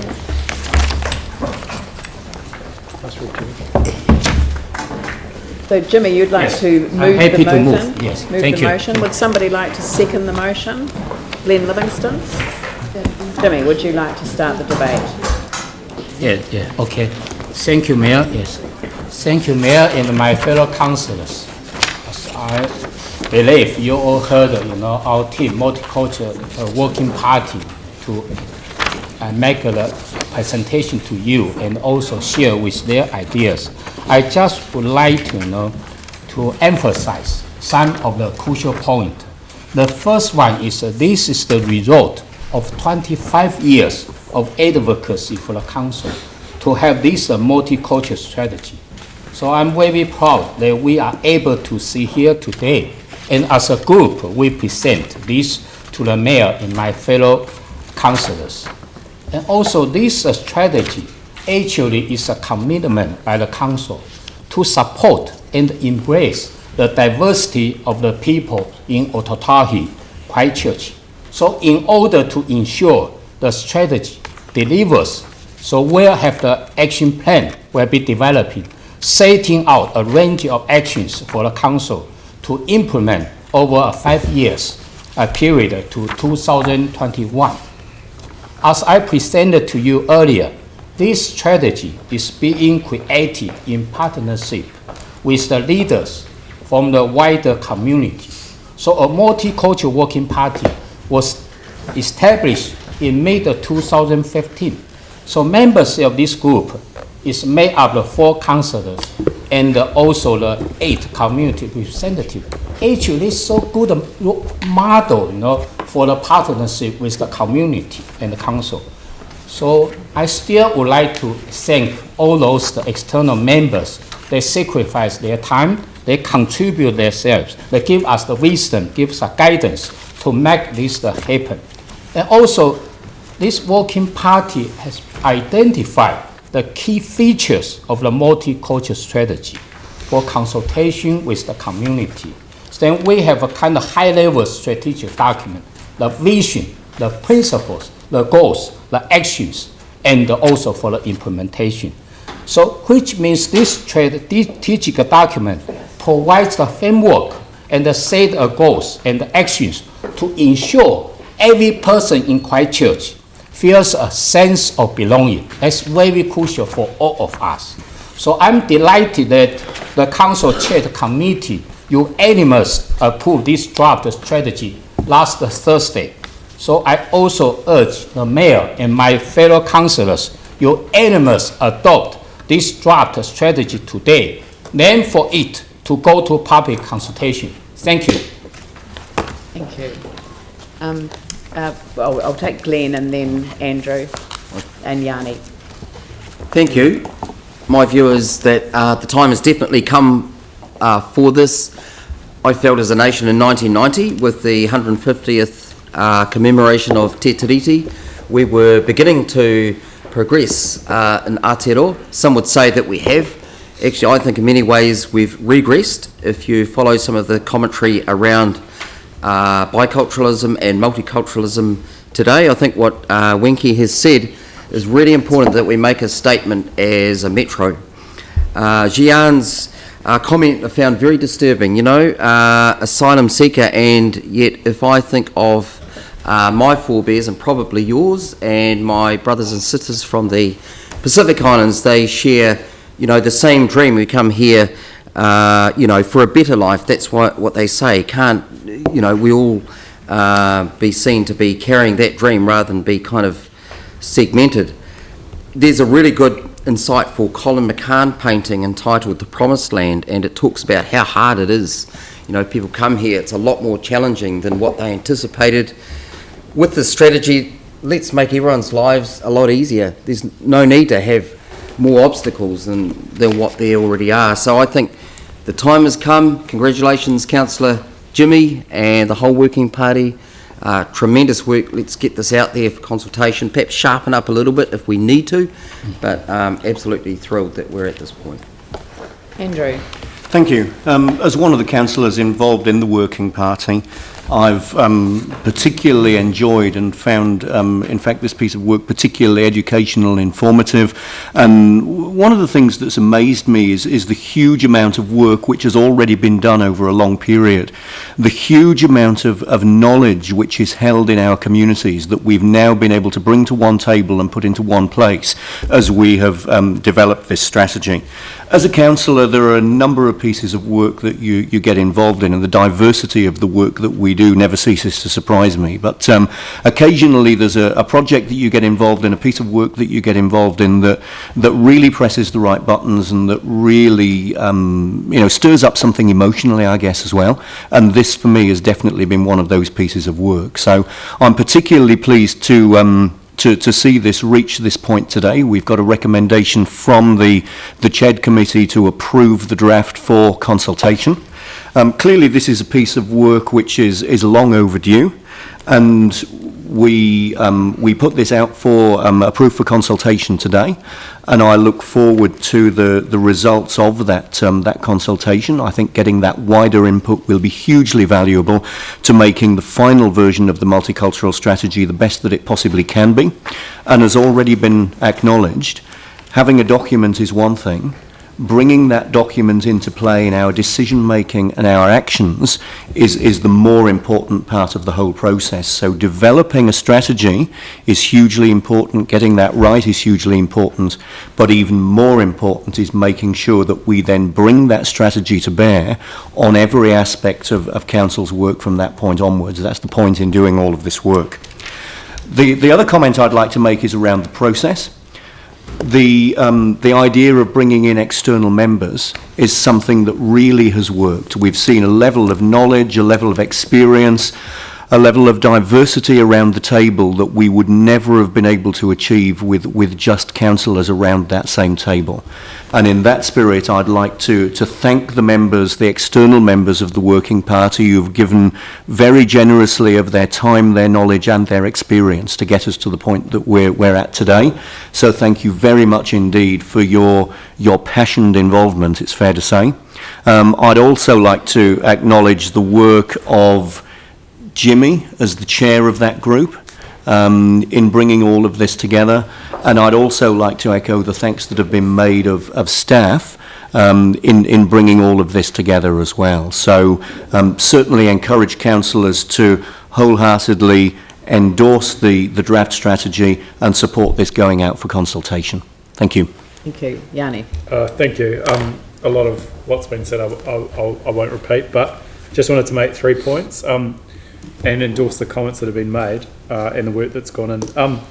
I think this process highlights the importance of having young people in decision-making roles, whether it's on our committees or working parties, and I think we've really benefited from that. So I think that was a really good decision that we made, and thank you to those young people that put their hand up and agreed to go on it. It's interesting just to reflect on one person who hasn't been mentioned but who has passed away, which was Jim Fraser. And for me, if you recognise someone in the city and part of the comments that were made, that actually he was president of the Canterbury Caledonian Society, who had the Caledonian Hall, and he was also former president of the Ethnic Council, and he had a huge amount of work for the promotion of ethnic communities in Christchurch and in New Zealand. But to go to an African drumming night at the Caledonian Hall was an experience of many different cultures coming together to celebrate, and I just thought it was important just to recognise Jim Fraser and the contribution that he had made previously to us as a city, and I know he'd be looking down on us. Absolutely delighted with what we're doing today. And then finally, just make the point that for me there is a bit of a personal element to this. Having gone to the hairspray at the Theatre Royal last night, and obviously how timely that we see the issue of integration and the whole issue of racism through that production, which was a great production. But I grew up half in America, and I remember being in high school when the Rodney King verdicts came out, and it's a moment of extraordinary disquiet when you had the tension that was in the air, and obviously what happened with the riots in LA. But for me, the most important thing that we can do as a city is to make sure that we celebrate and understand different cultures rather than be afraid of them, and that will mean that we live in a lot greater harmony and hopefully peace and less conflict than other places around the world. So we're incredibly fortunate to be able to live here, but I think this is a great step towards making sure that we can do whatever possible to make sure that we do celebrate and cherish differences of culture rather than being afraid of them. So I think it's a really important step forward. Look, can I also join and congratulate Councillor Jimmy Chen for providing the leadership that is required to bring a strategy consultation document to this stage in its journey, and to thank the members of the Working Party and the staff who've helped make that happen. And the other councillors who joined Councillor Chen on that in that Working Party. I like the Working Party approach. It does prove that if you bring external players to the table and not just rely on the councillors that sit around the table, that you actually get something that's greater than than its parts. The sum is greater than the whole is greater than the sum of its parts. I always forget that one, but that's because you bring a whole range of different points of view to the table, and whenever anyone is dealing with issues of complexity, it requires different points of view to be brought to the table, and that's why not having people with different experiences coming to the table, that's why you don't get to tackle complexity very well. And often you have what I always call groupthink, when you don't have different points of view, because we don't all have to agree with each other in order to come to the right conclusion, working issues through. So I really think that this has been an exceptional process, and this has been a good result. It's got another element of its journey to go, but Patrick took me back to my days when I was the Minister of Immigration, and I remember I was looking for what I actually said when the immigration office opened here in Christchurch, the new one, which is no longer where it was in Cathedral Square. But I challenged the immigration service on its branding at the time, And I think it's really relevant to this conversation that we're now going to have, because this is a bigger conversation we have to have. And the press editorial this morning reminds us how important that this conversation is. And I challenged them on their branding, that the immigration service brand was that New Zealand was the right choice. And I wanted them to change the brand to something that said, let's make it the right choice for you. Because the difficulty with the phrase the right choice is that that wasn't matched by the experience of people arriving here without a proper settlement process in place, or a resettlement process or policy in place. And the language today is a multicultural strategy, but actually it is about belonging, and that theme comes all the way through the document, and I really congratulate you for choosing that word of belonging. And I talked about people coming to New Zealand with a residence visa stamped in their passport without realising they had little hope of ever achieving their ambitions. I wanted to encourage potential migrants to arrive with realistic options, not pipe dreams that could never be fulfilled. The right choice was also too one-sided. It says that it's the migrant's choice alone, not one we could share with each other, and I felt this was reinforced by a lack of focus on settlement outcomes rather than just the numbers of people arriving in the country.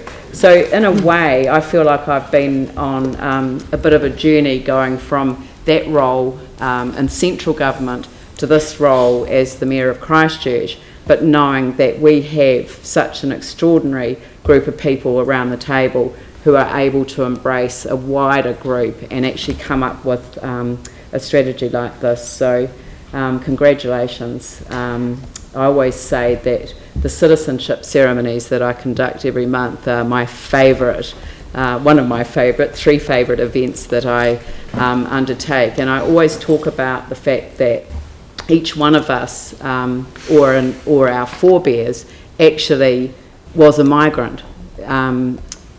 They made a journey to make New Zealand home, whether they came by waka or by ship or by plane. They made the journey, and it's the story of that journey that's what we have in common with each other, and the stories we should share with each other.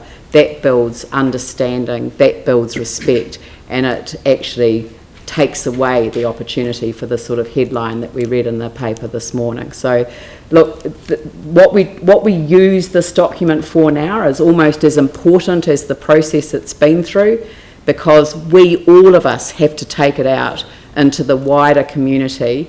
We need to really embrace the language of multicultural society in the context of our bicultural nationhood, and it is in that context that we will, I hope, see real change in our society. So it's not going to be words on a page, Councillor Chem, it's going to be real. And the Winky Chen's challenge to us at the very end to say, now we've got to walk the talk, that's something that we'll do together. So congratulations. I'll now put that motion. All those in favour say aye. Aye. Those opposed say no. That's carried. Thank you. So we'll break for a cup of tea. I think would be a good idea. I took a lot. Okay, thank you. These are elections. For a start. How is it? Very presidential. Thank you so much. It's okay, my pleasure. No, I can't.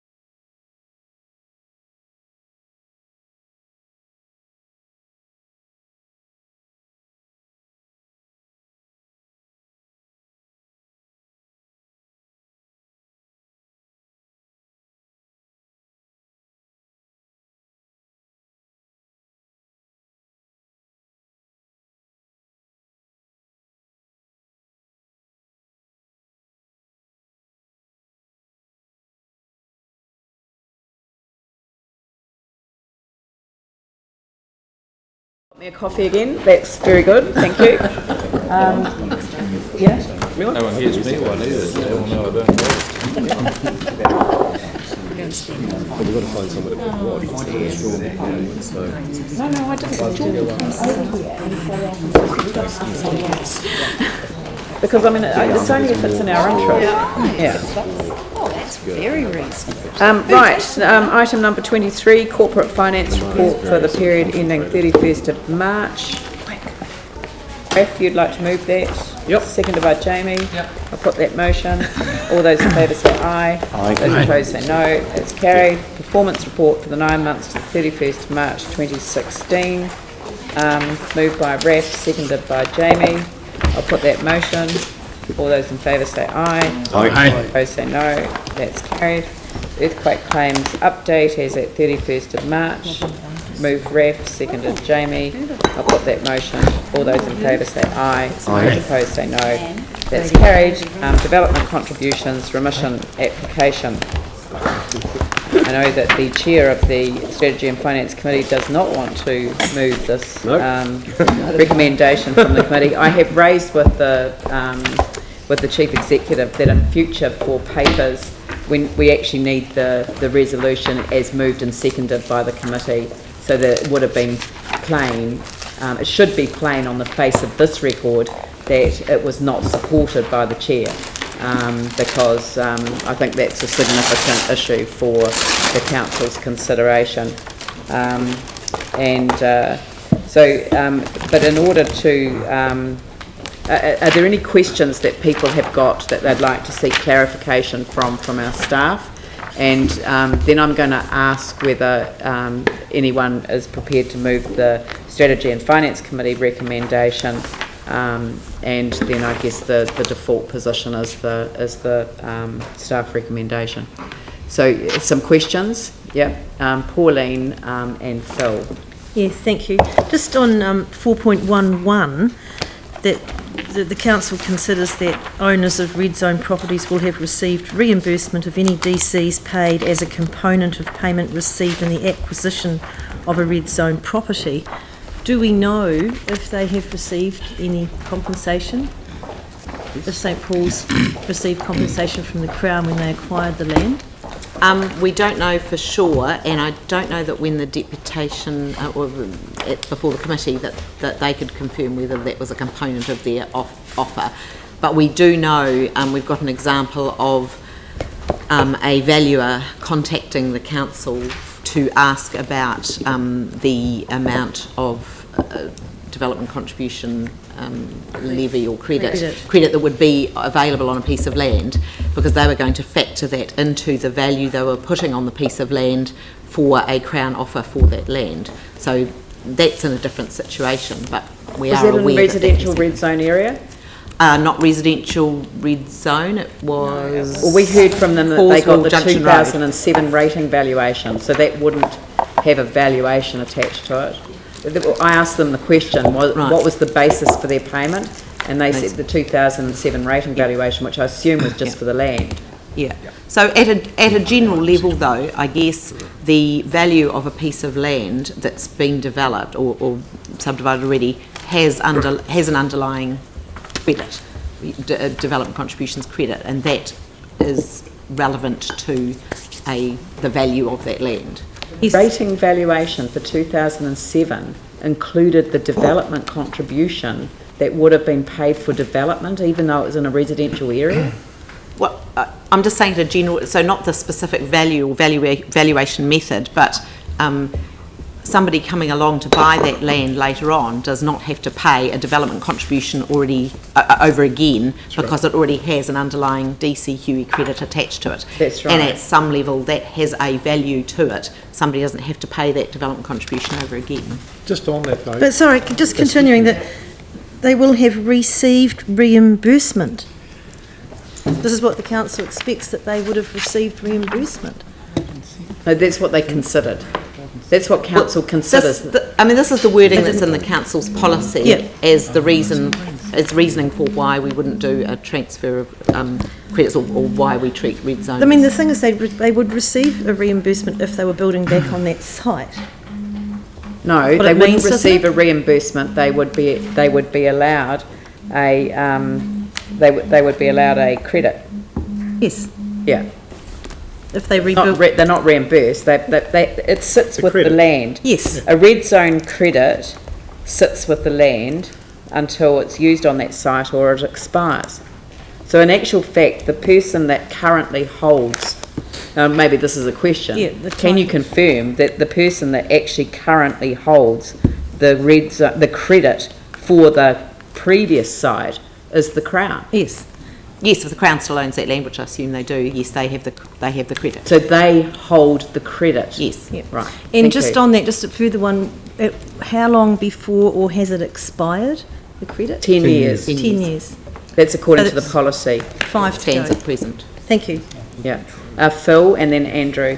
Look, I just want to clarify any possibility of this, what's in clause 411, and especially with red zone credits being transferred. Is there anything there that in fact would mean that if council was to grant a remission for the school, that in fact it would make it illegal? I don't believe so. The clause about no red zone credits being transferred or sold in the policy is about the underlying credits of the land not being transferred. The remissions clause in the policy is about granting a remission of the DC charge. So they're two separate concepts.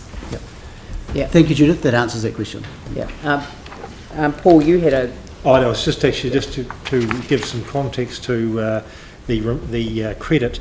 So if, for example's sake, they intensified that land, they would pay the extra for the intensification. Yeah, it's only for what was there before. That's right. Yeah. Andrew. Thank you. With relation on page 243 to clause 7.5.2, the statement there is that the decision could be made to approve a reduction if the council agrees with the bishop.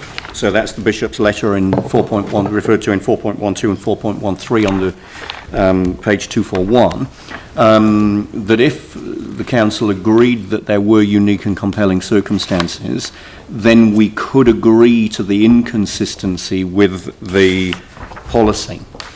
I think, you'll see there we talk about it as potentially inconsistent with clause 2.3. As I've just explained it, it actually deals with a different subject matter, the credits compared to the actual DC charge that's being charged. So there's a potential inconsistency. It's not I think this was put in there to just highlight that, but yes, certainly if you find that there's unique and compelling circumstances under that remissions clause, then you can grant a remission. Yeah, and then my second question related to any issue of precedent setting. Presumably, if this is seen to be a unique situation, and I think there are arguments that it is, that would then limit any precedent that would come out of this because of the uniqueness of this situation. Thank you. I just, Glenn. Thank you, Mrs. Mayor. Councillor Livingston, I presume. Yes, I'm still trying to think of a reply to every time you say that. But just due to page 243, looking at discretion 4.9, so that's simply what it says. It means it's situational, depends from case to case, doesn't necessarily set a precedent. Would that be your the remissions clause of the policy? Yes, where it says at its sole discretion. Of 3.6.2, yes. How do we interpret that? Okay, well, so the discretion is with the council, and I think that you all were circulated a memo I did for the chief financial officer. So there was a bit more detail there about considering unique and compelling, and yes, I think if a situation is unique, just from case to case, it's not going to set a precedent. Okay. All right. Yep. Good. Okay. So would someone like to move the Strategy and Finance Committee recommendation or the staff recommendation? I'm happy to move the committee recommendation. Committee recommendation. Andrew seconded. And I'll second it. Phil. So I'll open that up for debate. Andrew. To me, this is almost a legal question, whether this is unique and compelling, and referring to clauses 4.12 and 4.13, I tend to agree that it is, and the reasons for that I agree with are set out in those two clauses. And the other clause that I referred to in my question, 7.5.2, is certainly the other clause in the report that supports our ability to make that decision. So I think it's important that we stick to the facts of this particular case, and we look at the considerations that would allow us to come to a particular conclusion. There's a wider context that we could take into account, but in terms of that question, is it unique, is it compelling, I believe the answer to both of those questions is yes, and that's the reason that I'm supporting the committee recommendation. Glenn? Thank you. I just wish to offer a perspective from Ward as well as City, that for Dallington, the first quake of September the 4th literally travelled through this church, so it broke it at that point. That left Dallington without any recognised community focal point, to the extent that when the February 22nd event came along, that we ended up with a shipping container as a community hub in a community that was about to lose half of its residential dwellings. My question would be, isn't that sufficient to meet the unique and compelling test in relation to the rest of the city? On this, we can see in another report, page 198, 4.21, it's not as if this will necessarily deplete revenue from DCs either. We're already ahead with the DCs. But that's not really the point. The point here is, does it meet the unique and compelling test? I can't think of any other place in the city that's been affected in this way. This is situational. We do have discretion, and I urge you please to support the option to approve the remission. Ali. Well, with respect to my colleagues, I would rather be taking the advice of staff who say that the circumstances outlined do not appear to be unique and compelling, and that is why I won't be supporting this. I think the danger here is that we're setting a precedent, and I can think of several emails I've received in the last 2 years that would argue that their position is unique and compelling as well, and could they have DCs have DC remissions too. So I think we're walking on very thin ice with this, and as I said, as I started, I would rather put my decision in the hands of staff who have advised in fact that this is not unique and compelling. Paul? Look, I agree with Councillor Jones. I don't see anything unique and compelling about this here, and I'm certain that if we agree to this today, to what's been up on the board here, we will have other ones come out of the ground that actually will say they're unique, and they'll come back and seek some recompense from the council. So I won't be supporting this today. Jamie? Yeah, thanks. Look, fundamentally, this has been an argument about whether or not this situation is unique and compelling, and from my perspective, I just don't believe that it is unique and compelling enough to justify the precedents that will be created around it. You know, do I think this is a good cause? Of course I do. And do I think it would be positive to allow the church to have more money in their back pocket to put into educational facilities on this site? Absolutely. You know, it's positive. But the earthquake, whilst it was unique, you're all unique, just like everyone else in the world. And everyone was affected by the earthquake, and everyone has got a story, and everyone can tug on the heartstrings, and everyone can make a compelling case. And we have policy in place for a reason. The fact of the matter was, there was a DC credit on that land in the red zone. We understand what's happened with that, and that's been paid out. But the point of DCs is simply a user or causer pays scheme to be able to fund the infrastructure that is required when increased demand is placed on that infrastructure that is underground. There are lots of places in the city where there will be DC credits. They've chosen not to locate on the site where there is a DC credit. They've chosen to locate on a site that the infrastructure below the ground does not have the adequate capacity for the increase in demand that's going to be placed on that infrastructure. Hence, they're going to pay for it. If we decide for them not to pay that, that means everyone else in the city is going to be paying for that, and that means that the causa is not paying for that infrastructure which needs to be upgraded. I think the precedent is a dangerous one, and I also think that the situation isn't necessarily compelling enough either, because they actually have the money in the bank. They've got the money there to pay the DC sitting in their bank account, which they said at the committee. Further to that, the settlement was actually not a settlement on capital value. The settlement that they got, which they told us at the committee meeting, was that they settled on land value and land value alone. They then had a quantity survey and negotiate with the insurer on the above ground assets. Now, any quantity surveyor that is half capable at their job will be arguing every single bit of added value that they can squeeze out of a claim. So whether you have a resource consent that's there that hasn't been executed, whether you have credits in the form of development contributions, you will be putting all of that to your insurer, and the Catholic Church got a global settlement.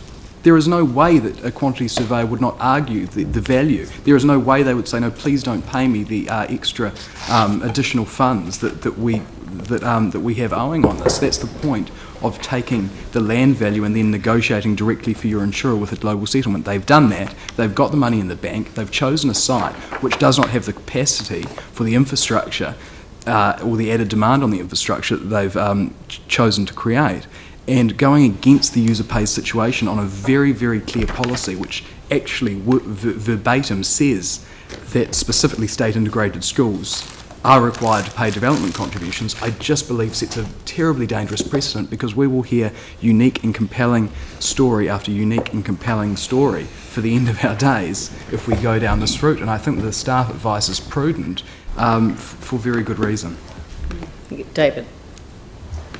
Look, I was going to expand upon development contributions and their value and why they're there, but I think Councillor Goff has probably said everything and more that I would have said, so I'll just refrain from further comment and just state that I won't be supporting the remit.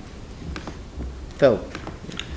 So, in fact, in terms of particularly schools in Christchurch, this is clearly, actually, a unique incident.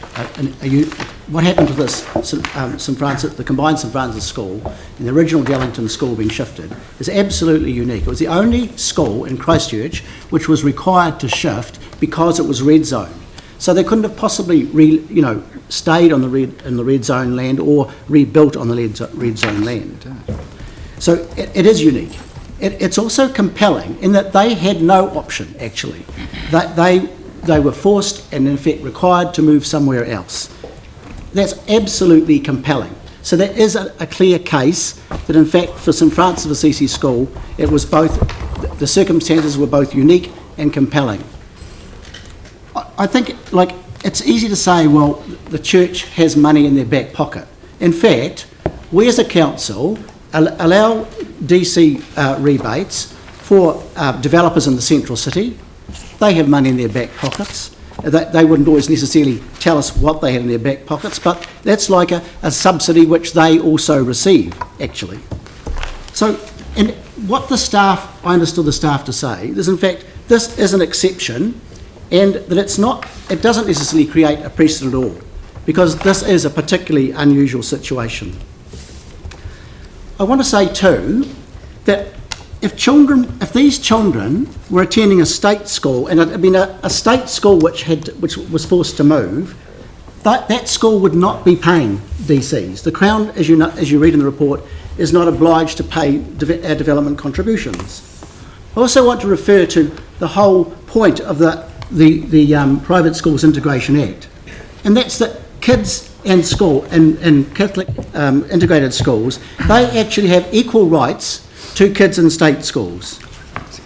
And so, I think that the argument if the arguments against this, in fact, what it means is that if council doesn't support this today, that in fact these children, compared with their state school colleagues, they would be discriminated against. And I think, in fact, that isn't the way this council does things at all.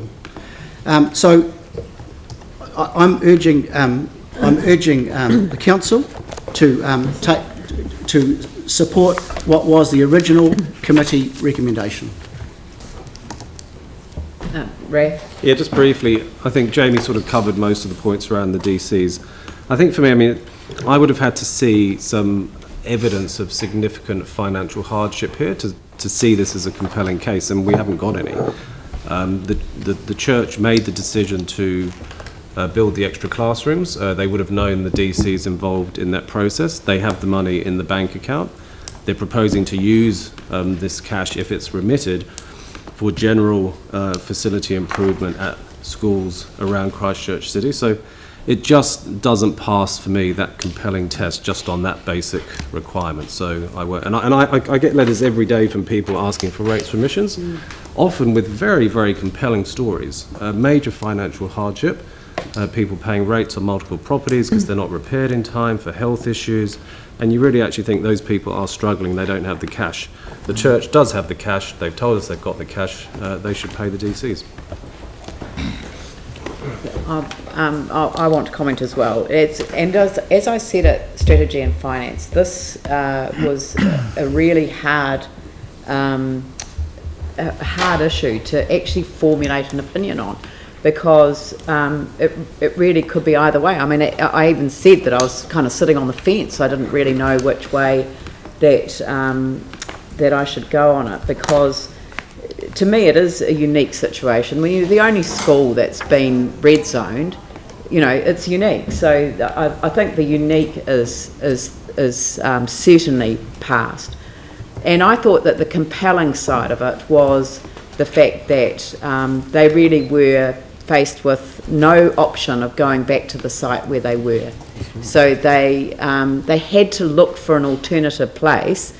They chose an existing school site and turned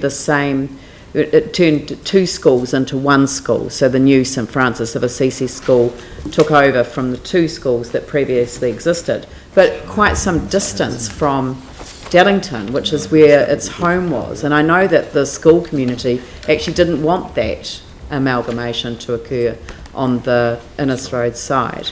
But that was the decision that was made by the church, and it's theirs to make.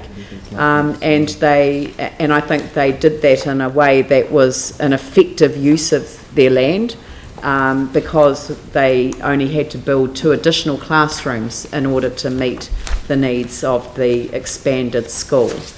So they went through a good process, but as others have pointed out, they are perfectly aware of the development contributions obligations, because they've set the money aside to pay should this decision not go through. They then, so for me, unique and compelling, you can argue that both of those tests are met.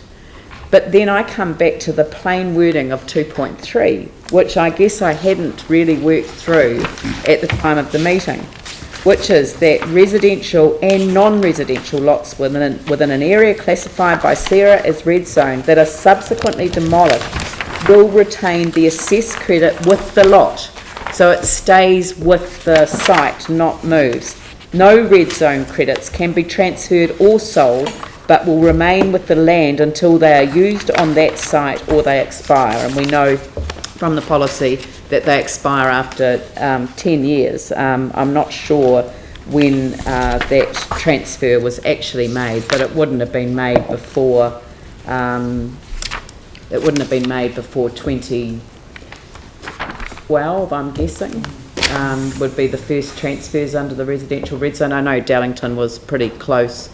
It was one of the first suburbs to be red zoned, but I no, actually they didn't. They only did residential properties to start with. So actually it was probably a wee bit later. So there's another at least 7 years probably sitting there on that site, which is right on the edge of the red zone, available for development on that site.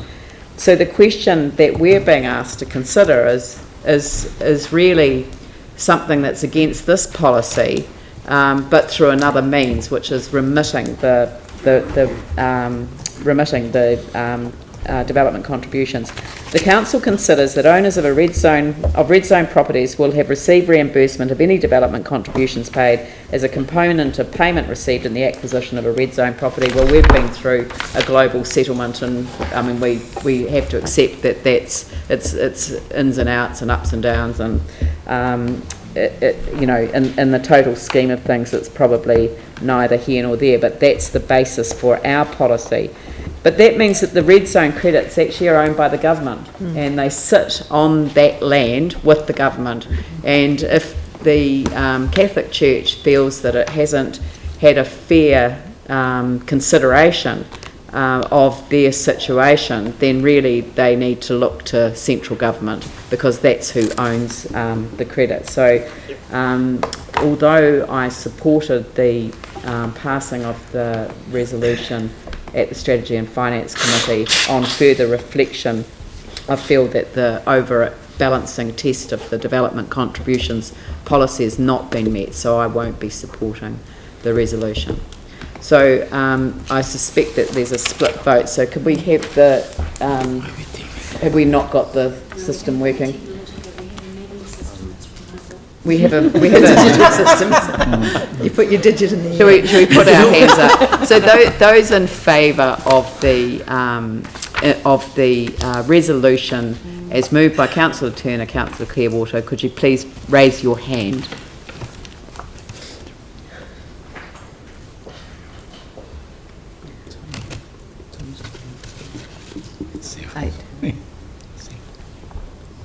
Have you ticked everyone?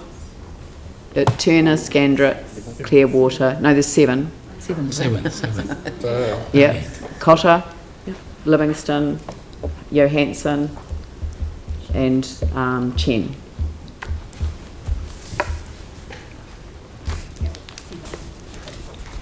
There's 7 all. And then opposed.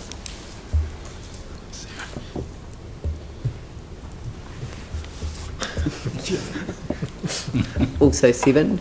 So the motion is not carried, which means that the development contributions cannot be remitted. Is that right?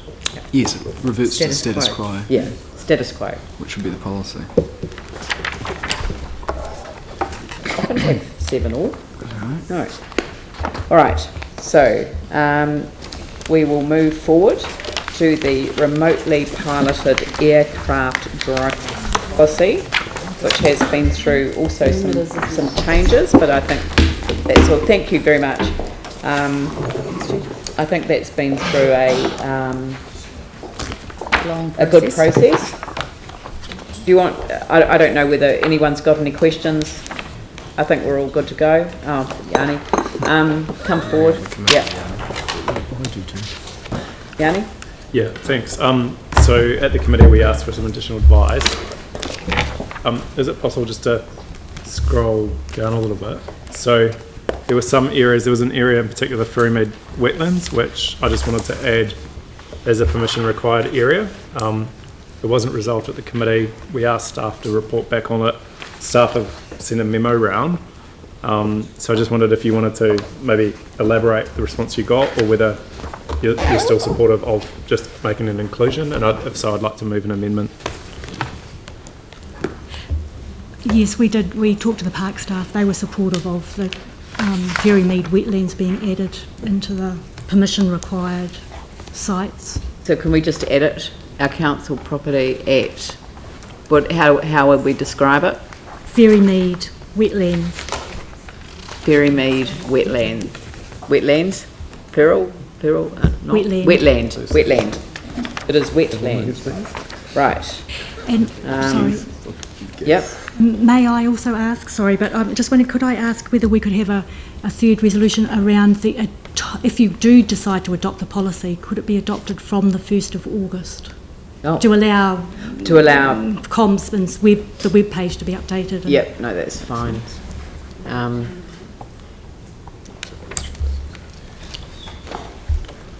So are people just happy to accept that amendment? Yeah, with effect from the 1st of August 2016. Robust about Yep, is that right? Yes, thank you. Andrew. Thank you. There was a question around, and probably referring to the Banks Peninsula map is the best place to deal with this. Attachment C on page 267. Onawe and Wairewa were two areas that are not in blue or having the blue line around them. There's a road runs obviously along the side of Wairewa on the one side. Onawe would be a site of cultural significance. Are they areas which, in the same vein as Councillor Johansson's amendment, should be considered for exclusion as well? Oh, yeah, good call. I did check Onawe as well, of course, because after the Strategy and Finance Committee meeting, and of course I realised the reason why we hadn't included in the first place is Onawe's DOC, Department of Conservation, managed land, so we are only able to give permission or not, over council property. So Onawe would be outside of our jurisdiction, so we can't. And Wairewa was the other one. Well, Wairewa, I'm sorry, I didn't pick up on that one at the committee. My understanding is that when we drew the maps around the coastal boundary, that was all our legal. We included all the legal coastal road in that. Yep. And the road along the side of Wairewa would be state highway rather than council road, yes, so that again would preclude that, would it? Yeah. All right, thank you. Good. Bill, Ellie. I just want some clarification, Claire, and the difference between what the committee decided and the staff recommendation, and particularly in relation to C, which was the committee decided against. So if C there, about 4 k's from the airport and Christchurch Hospital, Burwood Hospital and the other heliports, if in fact that's omitted as per the committee resolution, is the potential for that to cause some confusion because there's a difference then with the Civil Aviation Authority rules? I don't believe it'll create confusion. The CAA rules are quite clear that if you're flying in controlled airspace, which most of that area obviously is, then you either fly shielded or you ask for permission from the aerodrome operator or the air traffic So in terms of the areas though you can fly and can't fly, are the civil aviation ones different in some ways from what councils will be? No, all we're doing with the council policy, it's just saying these are the areas in which you may fly without asking us, or if you're over 1.5 kilograms, you do have to ask in case by case. But CAA, they don't specify like in that sense. All they do is they put that big broad swathe across most of the town and they say this is controlled airspace because of the airports in the area. So for them, it's just a matter of saying you fly shielded in the area or you ask. Thank you. So shielded being below under tree, the tree height. Yeah. Thank you. Or buildings. Ellie. I just had a question on page 258 when hobby groups and commercial users were consulted. The things they were mainly concerned about, understandably, were issues around low cost, the approval regime and it being a reasonably user-friendly system. This feels very bureaucratic and another layer of time and effort and energy. Was any consideration given to making CAA a one-stop shop essentially so that, because at the moment people who want to fly a drone ring CAA... We're actually legally obliged to do this, so... Yeah, but was there any way that you could... It's the government's decision. No. Just let me finish. If you've got a policy in place, why could you not have the policy in place as per the legal requirement, but enable people to use CAA to actually gain the approval to fly over these areas? I mean, it's... Go to CAA. Beg your pardon? They don't go to CAA, they go to the airport operator. I think so. Well, my understanding is they get permission from CAA. Yeah, I think it was CAA. They run the website. No, and in the sense of this policy, so this policy is just saying that, CAA rules, the new rules say that you must ask, an RPAS or drones operator must ask for permission to fly over someone else's property. So this policy simply enables the council to say which properties it will or won't give permission to under what circumstances. So it outlays us giving permission, the council giving permission to people to use it. once we've done that, they can fly, provided how they fly their drone is they must adhere to CAA rules. Oh, no, I understand that. It just seems that, so now drone people have got to ring up here, get permission from here, then ring the CAA. No. That's the whole point, is that we've written this specifically so they don't have to do both. At least 70%. That's why we left out the within 4 kilometres of the Christchurch International Airport. They've got to do that, but it's over our land. We've got to have rules in place. I thought if they were over 1.5 kilos and so forth, they had to... Yeah, but no, that's what we're putting in place, Right, the 1.5. Okay. The original draft had a lower level, didn't it? Yeah, it had 1 kilogram, but we took the, the retailers are saying if you make it 1.5, you'll capture about 70% of all the operators anyway, so they're all going to be able to go out on the morning they decide to fly. So from a hobbyist perspective, this is a better... Right, okay. Yeah. All right, would someone like to move the adoption of this? Yanni? Yanni and Raph? Right. Just wanted to speak to it very quickly. I think it's just the reason that I'm supporting the revised committee recommendation versus the staff recommendation is I'm really mindful of what happened with freedom camping when we limited an area to such a small area within our city. Actually, what we saw was a concentration of the problem and the nuisance, and I think this is actually a good way forward in terms of the starting point, but I am hopeful that we can have a review in a certain period of time, so if there are any issues that are being raised, that we've got a process to record it and also to feed in to the development of the strategy. But I think the starting point is that we shouldn't be overly restrictive to start with, given that we haven't had a lot of complaints around the nuisance. And if you looked at the map that was proposed originally, again, it only had a very few areas where people could have done it without getting the permission of council. So I think this is a good starting point, and I appreciate that we've tried to protect some of the more sensitive ecological areas within the city. I think that makes a lot of sense. So, fundamentally, I think the last thing we want to do is create another layer of bureaucracy that means it's difficult to enforce, puts huge strain on our resources, if there's not a significant problem. And I don't think there's been any advice or evidence that we've had that there is a significant problem, but accepting this as an emerging technology and that as things develop, we may be in a different situation as we go forward. But I fundamentally support the pragmatic approach that the committee has agreed to, which is to have less restrictions now, and so that we can disperse it across a wider area of the city rather than concentrate it in a few. That's good. Okay, I'll put that motion. All those in favour say aye. Aye. Opposed say no. That's carried. Thank you. Thanks, Claire. The strategy and finance minutes we've done. Right, Burwood Resource Recovery Park, 29.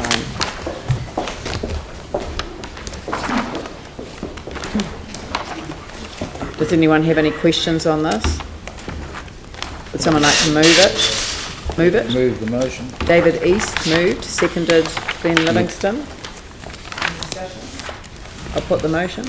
All those in favour say aye. Aye. Those opposed say no. That's carried. I think that was the most... You were so looking forward to that, weren't you? Yeah. Nailed it. We had a good discussion on strategy and finance. That's what's useful about the committee. Member resignation from the District Plan Review Committee. I'll move the staff recommendations. Do I have a seconder? Tim, is there any discussion? Yanni? Well, just to say, unfortunately, this has continued to conflict with CCHL. So, and also I did raise concern at the time that when we reconstituted this committee around the desire to be on it, I gave it a go, but have decided that it's just not, from my point of view, a constructive use of time. So thank you to the committee members that are remaining and the work that they're doing. I just felt it was best to resign from it given the conflict with CCHL and also just the personal frustration I had around some of the processes, hence the reason for the resignation. Thank you. Thank you. Well, look, I'll take the opportunity to thank you, Yanni, for your contribution to the committee. There is no question about your desire to see a good outcome in terms of the district plan. and also an absolute commitment on some of those issues around heritage, around trees, around Hagley Park and its status, you know, so and about key activity centres and developments that we see encroaching on residential areas. So, you know, you've been absolutely consistent in your desire to see the best outcome for the city, and your knowledge and experience obviously exceeds mine in this space quite considerably, and I've really valued having you on the committee. So it is sad to receive and accept your resignation, but I actually do understand why, and I think that when we take up these roles and we find ourselves in a challenging environment with central government having quite a considerable say over how you know, planning rules will be applied in a post-disaster environment. I think that if I've learnt one lesson that I'd like to share with anyone else that goes through our experience is don't try and completely review your district plan, and don't try and merge two different district plans together and turn them into an electronic database all at once in a truncated period of time. The pressure that it has put on our organisation has been extraordinary, and extraordinary in a negative way. It's burned a lot of people out actually, and I think that the process, even though the very first chapter that we received back from the independent hearings panel had this commitment to it being a people's plan, I think that the process has actually meant that the people have felt quite absent and quite distant from the discussions about how that district plan will look and how their neighbourhoods will feel. So I for one, and I know I speak for councillors generally, have really appreciated the effort that you've put into it. We'll carry on in the process that we have, and there's nothing that we can do to change the process now, but what we can do is learn lessons from it and share those with anyone else who's gone through our experience. So thank you very much for all that you've done. So I'll put that motion. All those in favour say aye. Aye. Those opposed say no. That's carried. Civic Assurance Annual General Meeting. So we discussed sending you to this. I'm happy to attend if it's the will of the meeting that I attend. Right. But do you want to make a strong advocacy for your attendance at this? Absolutely, I could think of nothing more delightful. But no, I did want to point out before it was committed to that in checking the background papers in the report, you'll have seen that they've said 19 June 2015. So I believe the date of the AGM is actually the 17th of June 2016. So it'll be this. Oh, yeah. So it's a Friday rather than a Sunday, which was the first clue. Yeah. That was the only point I wanted to make before it was changed on the board. Oh, no, you're right. Yeah. No, do you know, the funny thing is that I knew it was on the 17th of June, but I never read the 19th of June on the report. Yes. So, and nor did I notice that it was 2015.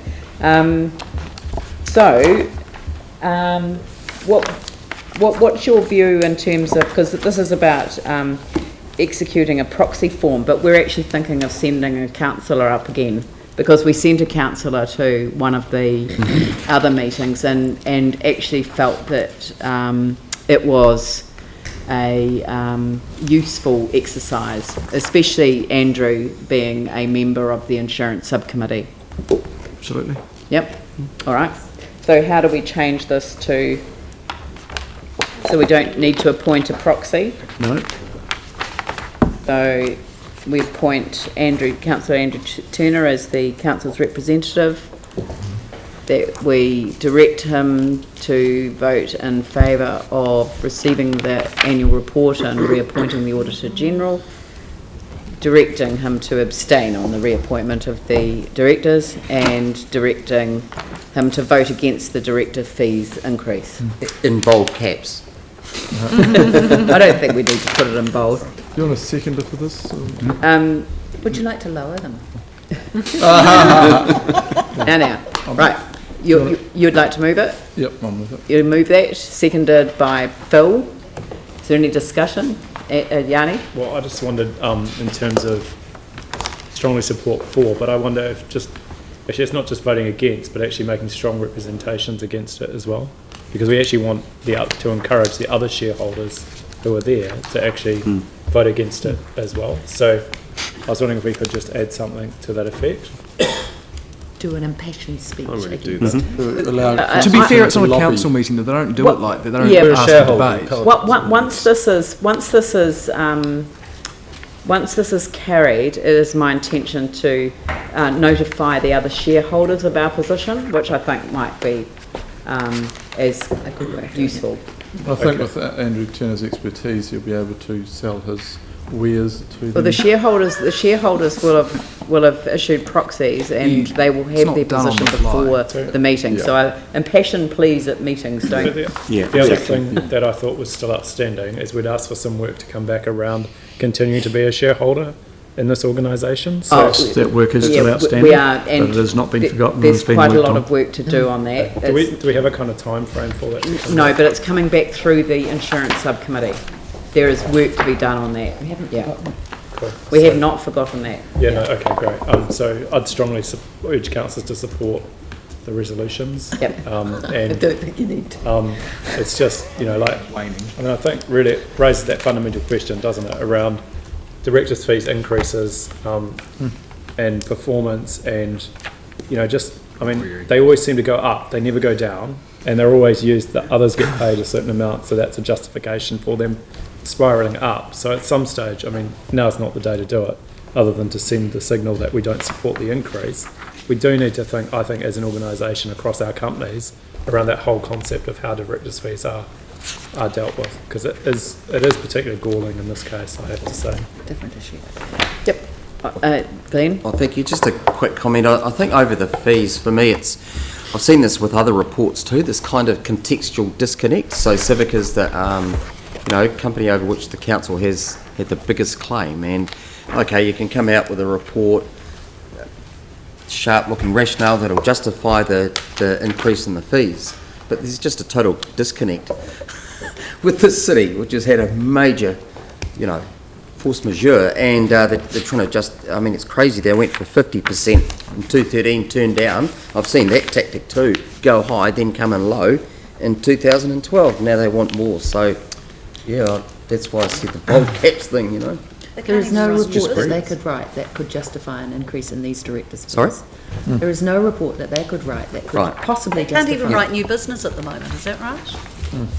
Let's just leave it at that. Yes. Let's leave it at that. All right, I'll put that motion. All those in favour say aye. Aye. Those opposed say no. Carried. Thank No you. abstentions. Free Indoor Bowls Association. Move, yeah, It's a grant from the endowment fund. Do you want to move it? Yeah, we'll move and second it. Paul and Yanni will move and second it. That's an instruction from the back of the room there. Just talk to it as well if we can. Question? Oh, yes, question. So is this, you just have to excuse me a second, so is this part of the thing that came the other day? Yes, it is. It It's is. a follow on. Yes. Yeah. Did you want to ask a question? They Yeah, had a deputation at the last council. that's right. Yeah. Yeah, because I had a question the last time I didn't get to ask, so I might ask it this time. Yeah. What happened with their insurance? Because remember they came and said they didn't get a proper insurance payout after the fire they had? They only had builder's insurance, that was the problem. So the builder's insurance doesn't cover the entire, because you're partway through. So why didn't they have normal fire insurance? It's the builder's insurance, which I think is quite, I don't think anybody can actually talk to, but builder's insurance is quite different to normal insurance, and it doesn't cover everything that it should or could. It said it did not receive the full insurance cover for the fire as it was not directly caused by the contractor. That's correct. The police and fire department advised that it was arson. Yeah, but your people are in, fire insurance covers arson, doesn't it? Obviously not in this case. Well, that's... I think you find that that is an issue when you're building a home. That could be a loophole, but it is problematic for people who actually have damage caused by other things other than the contractor. That's contractor insurance, which is, and I suppose they could have got a policy to cover, but most people don't think about it. What we have to remember though here is that they got their insurance payout for the earthquake damage. They were mostly through rebuilding the thing under their contract insurance, and then someone came in and caused the arson, which burnt the entire end of the building out and damaged quite a significant part of the building, which left them short.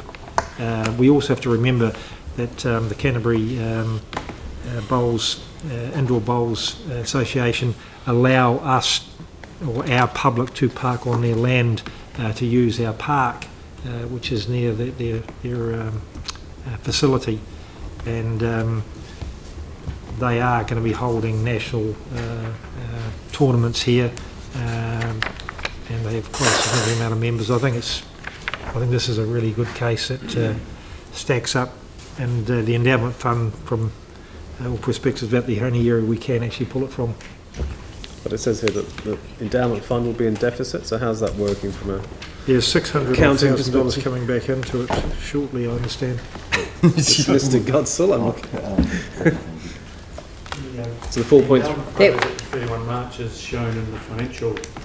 yeah, it's on the agenda. It's in there at 1.1. Yeah, $1 million went back into it from the insurance claim, is that right? Yeah. So at 31 March it was sitting at around 1.1 million.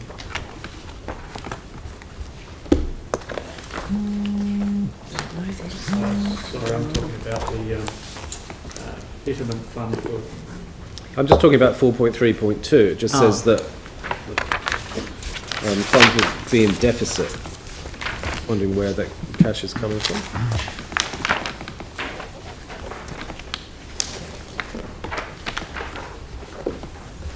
Sorry, I'm not... Can someone just I'm being take dead us so back page through... 360, 4.3.2, it just says the capital endowment fund's available funds are projected to be in deficit by 34,000, but we're taking the money from that fund, and I just am checking, are we just bringing forward funds from next year, or I thought there was a bit left in the endowment. It says here in 5.1 that there's funds available in the 2016-17 of $653,000, so I suppose I'm assuming that means that the funds will be given out in the new year.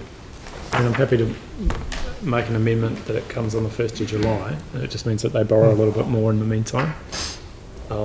So if that's a concern, I thought there was... Well, we're actually... We're actually lending the money anyway, so it's sort of... fix one half with the other. Okay.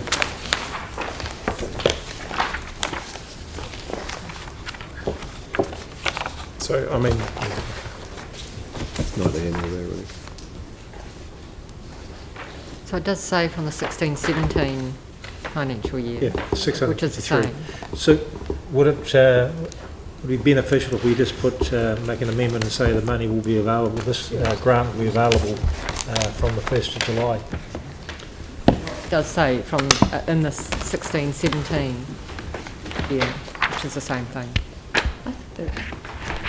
Does in the resolution. The resolution, sorry. Okay, cool. Yep.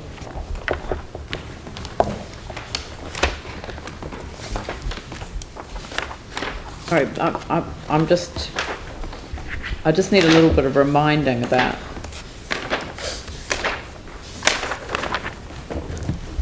Doesn't make sense. The same we're in deficit, but we're not. We've got allocated funds. So, yeah, they came to the council meeting. We asked for a further report. We've got it's funding. I forgot if it's not being used. I don't understand. They're proposing to take it out of the 16-17 year. So that would be the last thing. So I don't see what the issue was. So I'm confused now about why the Capital Endowment Fund, because I can't see how the money's... I just think it's confusing us slightly. Yeah. It's saying that this year it's in deficit. Next year the funds are there. But we're not asking for money from this year. Yeah, that's why I don't understand why that's, I don't know.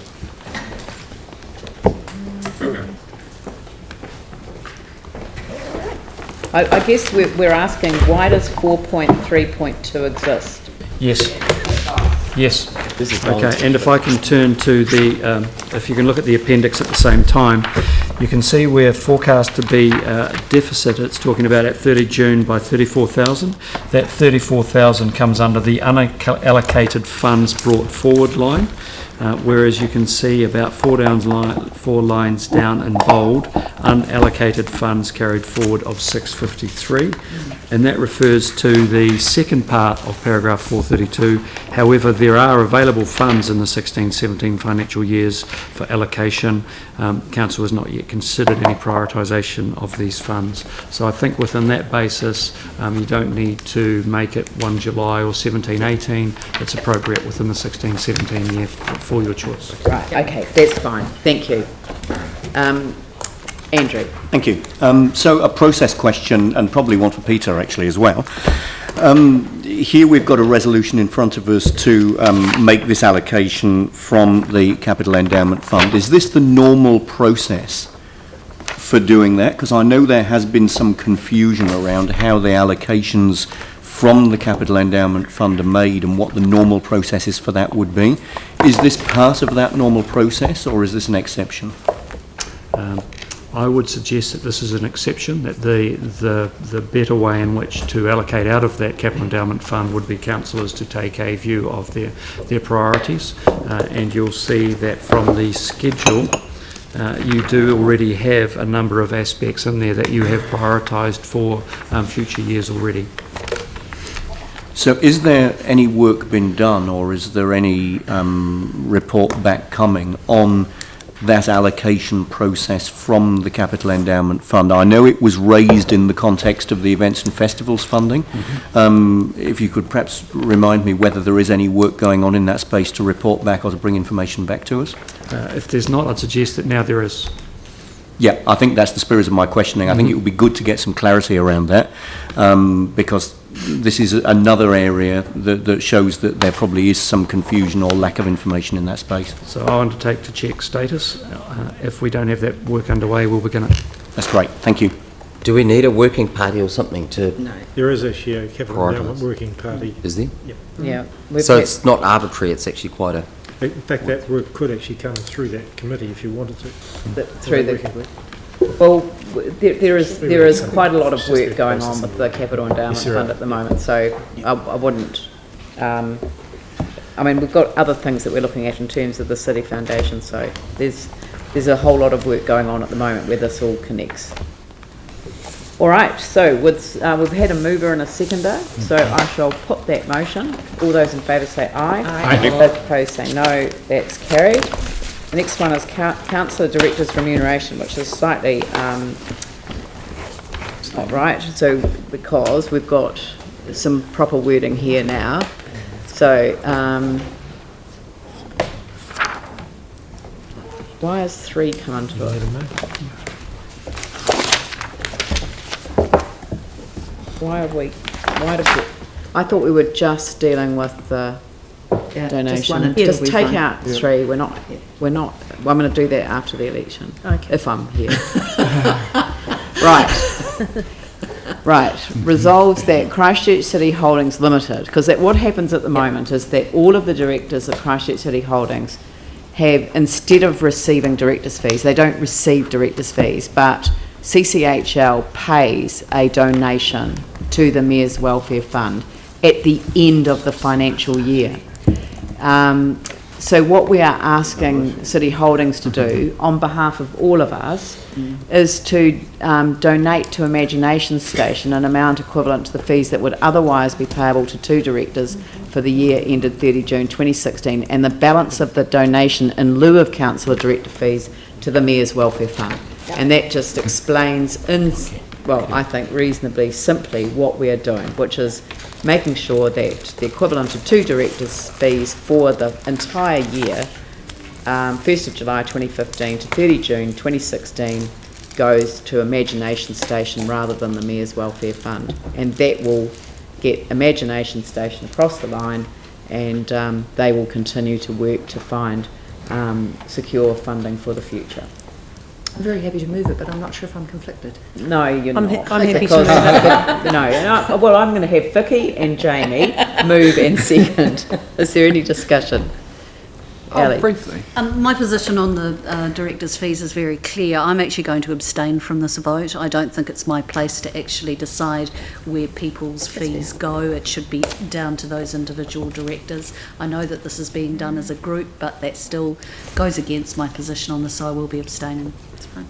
Very briefly. Okay. Yeah, just briefly. I won't get into the director's remuneration or anything like that, but just touching on this particular resolution here. The only thing I want to say is I think for all of us, it's been pretty trying times being a Christchurch citizen post-earthquake, and I can't imagine it would be much fun being a kid growing up in Christchurch post the earthquake. So having fun things in the city, I think, is absolutely essential, and this is a really good cause, and at a high level there are 2 councillors that would like the equivalent of their directors' fees to go to the Imagination Station, and with the council's support on this, as a result, we get to play a part and bring a little bit of fun to young kids in Christchurch who most certainly deserve it. So I'm delighted to be seconding this with Vicky. Good on you, Jamie. Very good. Phil?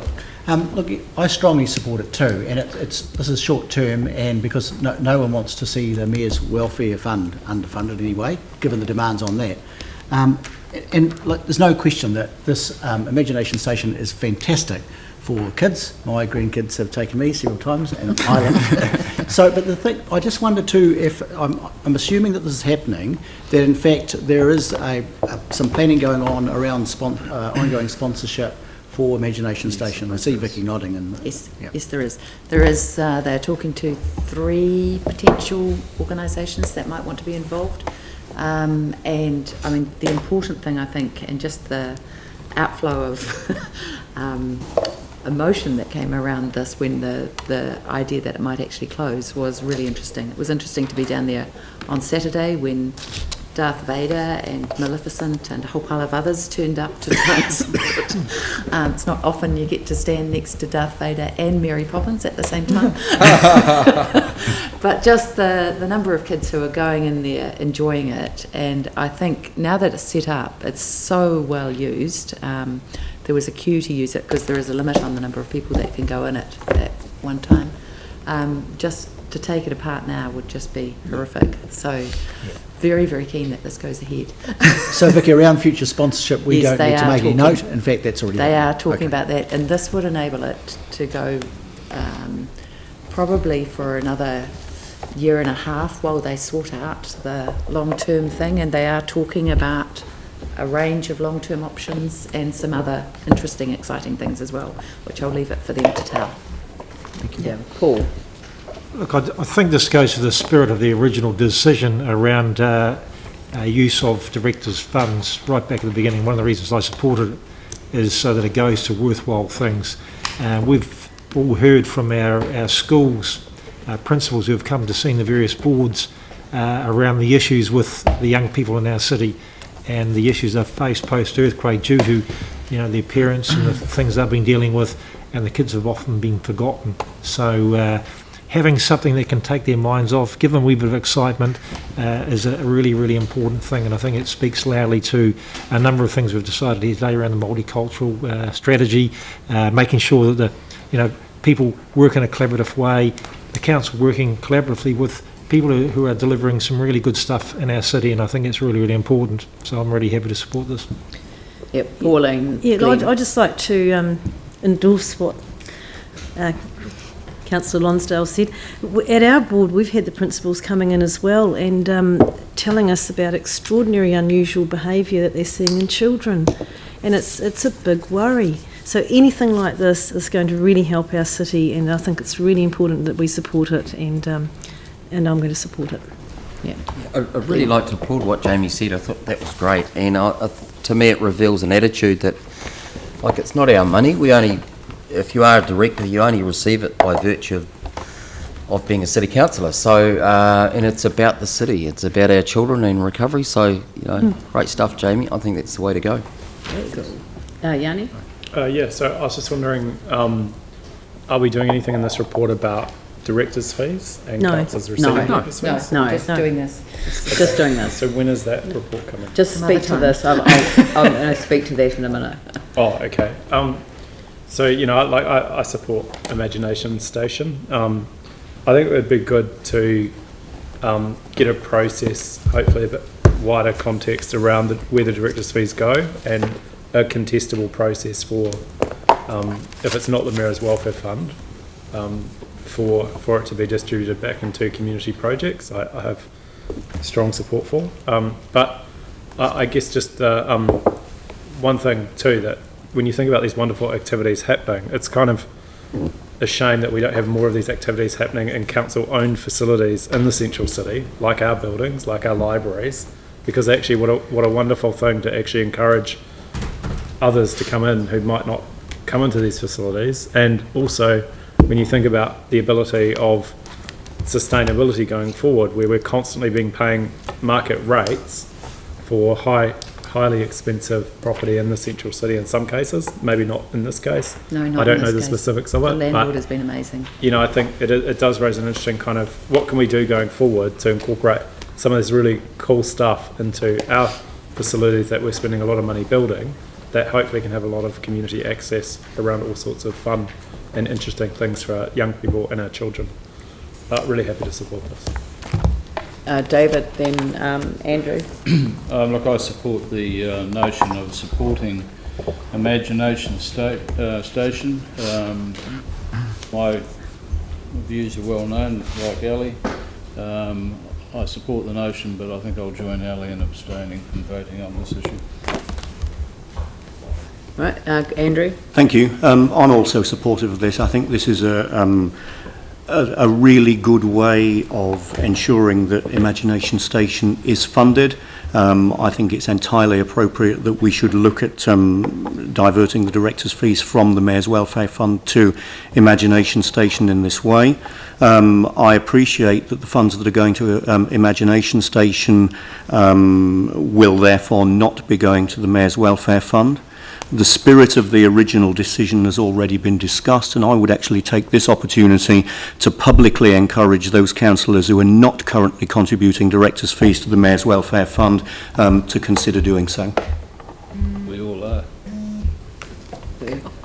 So, I want to comment on this. I think this is a pragmatic solution to an issue that's been raised with us, and I'm really pleased that the way that City Holdings have taken the direction around CCHL fees to councillor directors has actually enabled it to be available to be distributed in this way.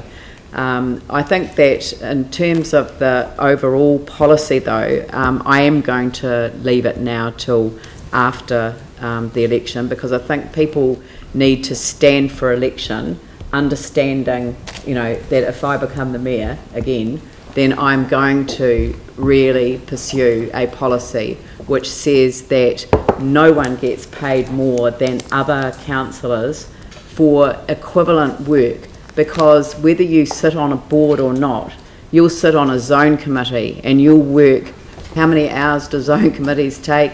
And the reading that goes with a zone committee, I challenge anyone who sits on a board to say that that's not the equivalent of sitting on a board. So I think that, and I have observed in the past that selection processes for who sits on boards can become an issue as well. And I don't want it to be an issue. I want the best councillors to sit on the boards that we do sit on, because they've got something to contribute to those boards from a governance perspective. That's what I want to see happen. So I'll make that absolutely crystal clear as going forward, so that nobody who runs for council has any particular view that they will be, well, it'll be a council decision ultimately, but I will be putting it up as a council decision. I agree with Yanni that we need a distribution process that goes with it so that the collective shares in the distribution decisions. The Mayor's Welfare Fund was a convenient holding pattern for that, but may well be a recipient of some of it in the future. But that's what I want to sort of kind of put on the table. I think to deal with it now, in a way we should have dealt with it last year, but having gone through various processes around different boards that were being reviewed and different bodies that were being reviewed, I felt that we weren't able to get to the position of actually forming a full policy last time. But I think it's important that whoever runs for mayor makes it quite clear what they expect in this regard. We can't let the organisations off the hook in terms of not paying a director's fee equivalent, but the distribution decision should belong to the council as a whole. So that's what I'll be pursuing if I get the opportunity to do so. This is a good result for Imagination Station. So I'll put that motion. All those in favour say aye. Aye. No. And abstain. Ali John. Thank you. Now we've got, the Sumner Road reopening project. They were due here at 12:30, and I'm sorry that I didn't stop at 12:30, but I forgot. But we're now up to you, so pretty good. Item 43. On the supplementary agenda. Where is it? There. Do you want to speak to it? Yeah, thank you, Madam Chair. Just briefly, this paper is a follow-on from the council meeting a couple of weeks ago, where the award of the contract for the 3B works on the Sumner Corridor was considered and resolved by council. As a result of those discussions, councillors requested that we give a bit of a briefing about what the works entailed and some of the background to the work done so far. So we have members of the technical team here to do that briefly and answer any questions. I guess in passing, it's worth noting that this is obviously a very significant project for council. It's been some years to get to this point, and I would like to acknowledge the collaboration with NZ Transport Agency as part of this project. It is a jointly funded project under the rebuild, under the cost share agreement with NZTA. They're putting 83% of the funding into this project, but more than that, they have contributed a lot of technical assistance on the way, with geotechnical assistance, etc. They've been part of the tender evaluation panel, so it's been a good example of a joint approach to this issue on the Sumner Corridor. So that's the background. Members of the team, it's quite a large team, as you can see, have come here today, and they've been working on this for some years. Hopefully we've got all the technical expertise to answer any questions you may have, but I'd like to hand over to Lynn. Lynn has been running this project as a project manager for council now for several years, and this is an important milestone, so I think over to Lynn to just give you a quick brief background with her team and refer to a few items on the map that's been passed around. Thank you very much, Chris. Thanks for your time this morning, people. Really appreciate you putting us onto your agenda. So I'm Lynn Armitage, Project Manager for Sumner Reopening Project. Beside me we've got Nick Moran. He's one of the Principals Advisors team who have developed the original concept design into a preliminary design, and now we're moving into a working design phase. And next to him, Charlie Watts, also part of the Principals Advisory team. So these geotech people have advanced the original concept design that you all will have heard about a couple of years ago into a neat compact design solution, and now we've all worked together through an interactive tender process to advance that design further, ready to move into the detailed design phase now. So this presentation just gives you an overview of how we've moved along from that concept design into what's going to be a working design solution for Sumner Road. So I'll hand over to the Geotech team. Get started. Thanks, Lynn. So this has been a collaboration really from a consultant point of view between Golder Associates and Jacobs, both geotechnical specialist firms. So if I may start, is this image clear to and visible to all of you? Yeah. Yes, we can. Oh, the lights are dimmed. That's good. We can dim the lights. It'll be a lot more intimate then. So this image shows the sort of key areas of Sumner Road 3B as it's referred to. The little red lines show the end points of the project area, being Evans Pass and a point just west of two gullies above the coal loadout facility, which is visible at the bottom of the image. So Sumner Road is clearly marked. The key sort of geotechnical issues are around the bluffs area, which is marked there. It's a very steep cliff slope, about 100 metres high, and two gullies to the west of that, which have directed some rockfall, which I'll show you shortly. The other key element in this image is the quarry, Gollans Bay Quarry, on the right-hand side of the image.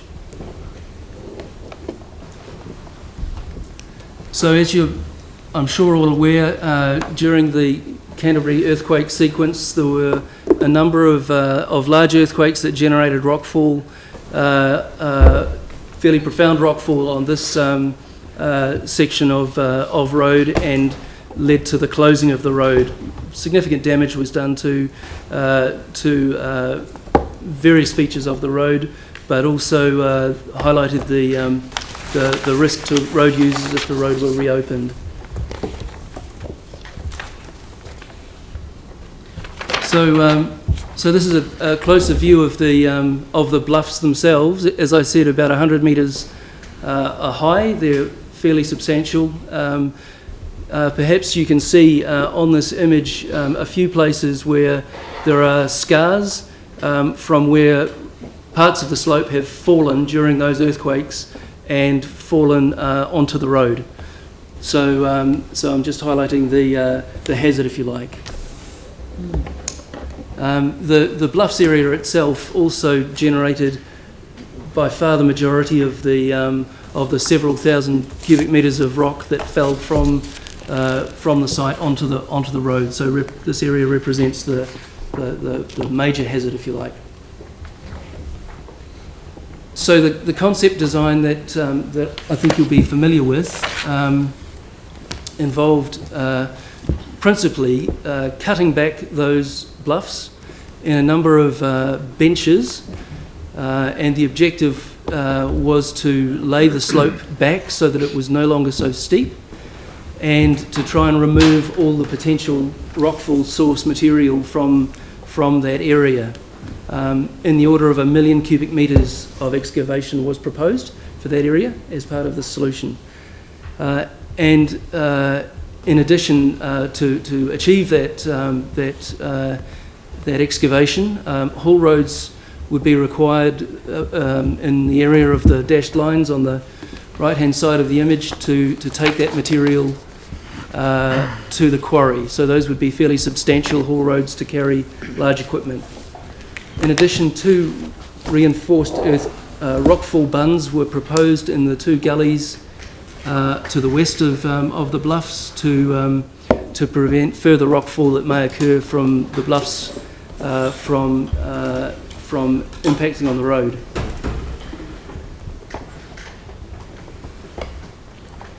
So over the course of the preliminary design phase and the contractor involvement phase of this project, various changes have occurred to the design. The design's been streamlined, as Lynn said.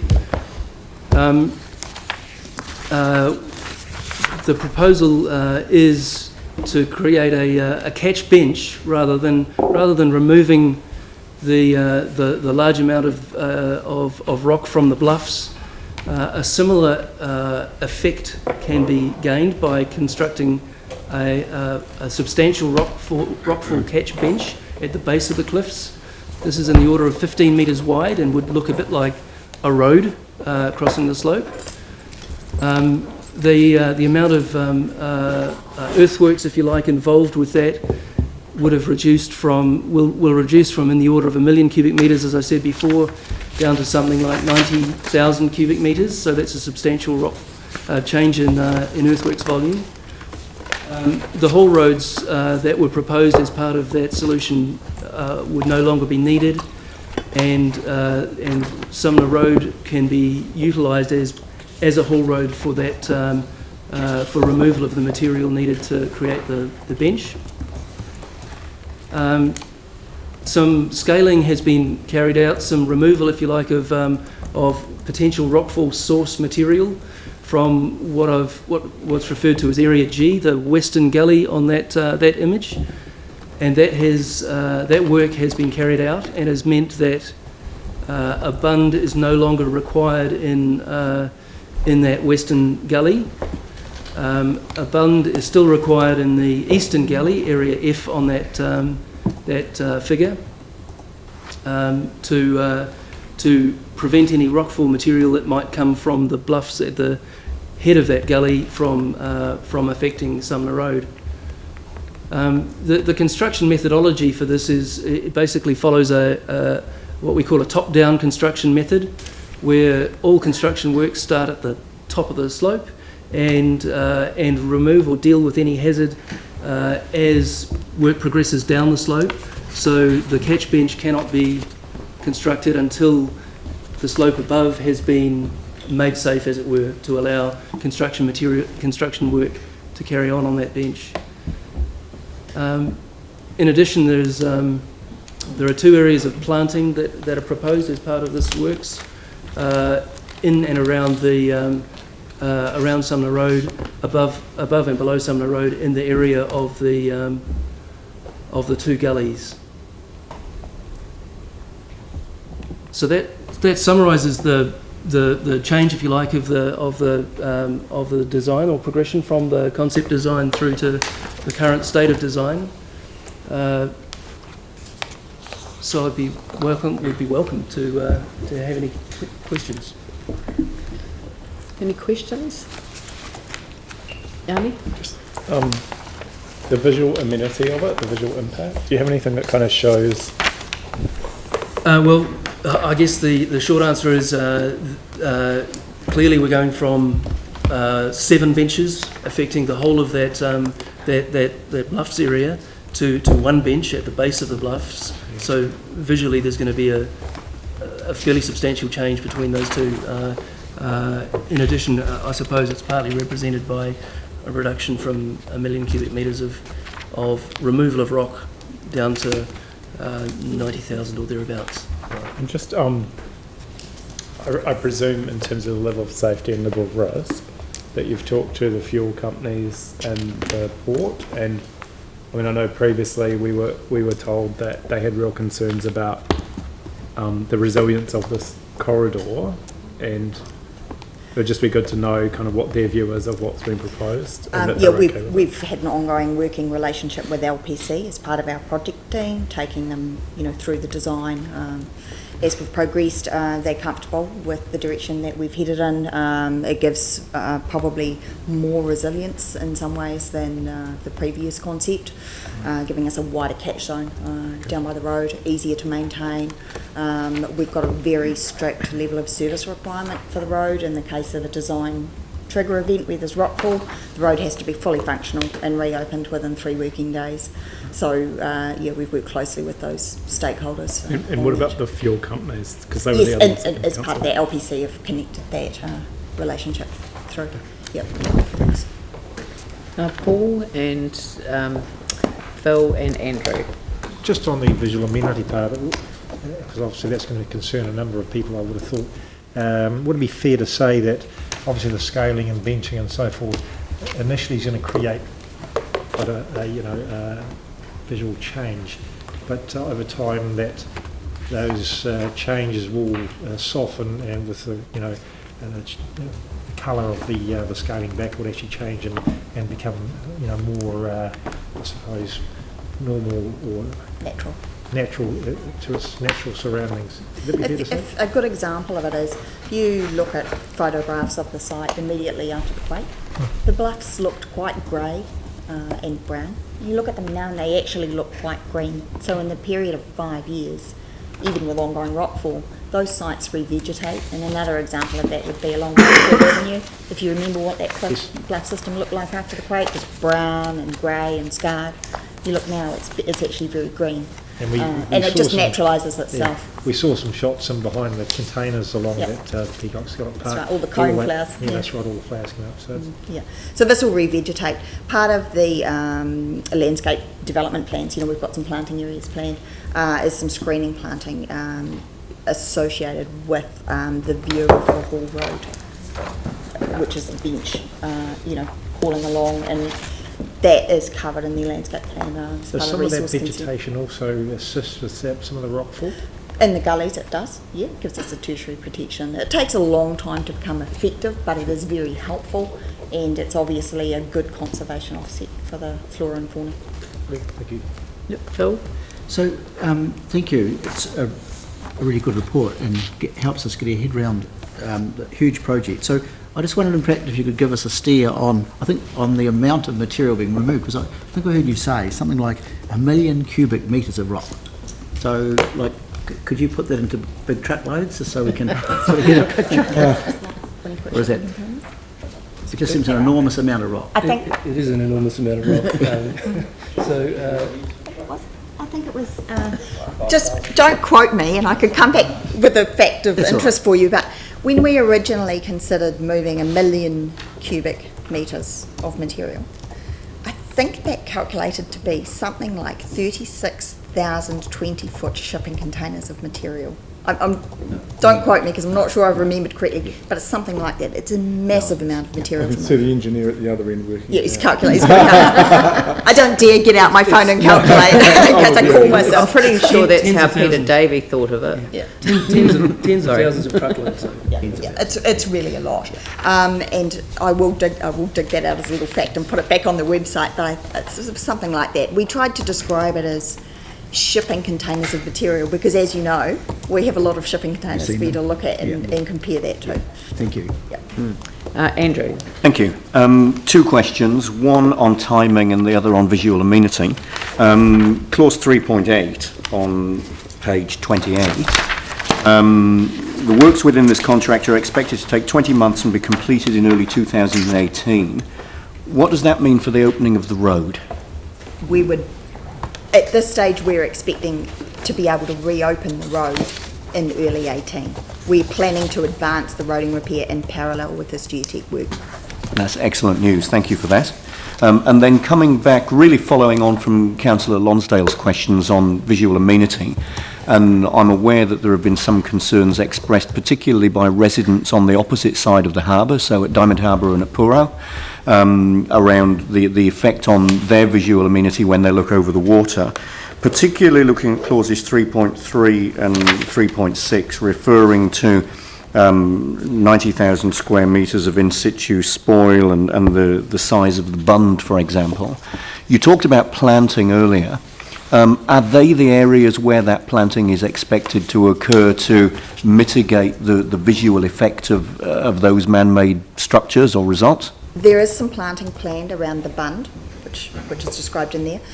Those landscape plans, as they develop, we'd be really happy to come and share those with community boards and councillors so that you get a better feel for it yourselves. But yes, there is planting planned around the bund, and again, there's a screening for the bench as well. There is some planting planned.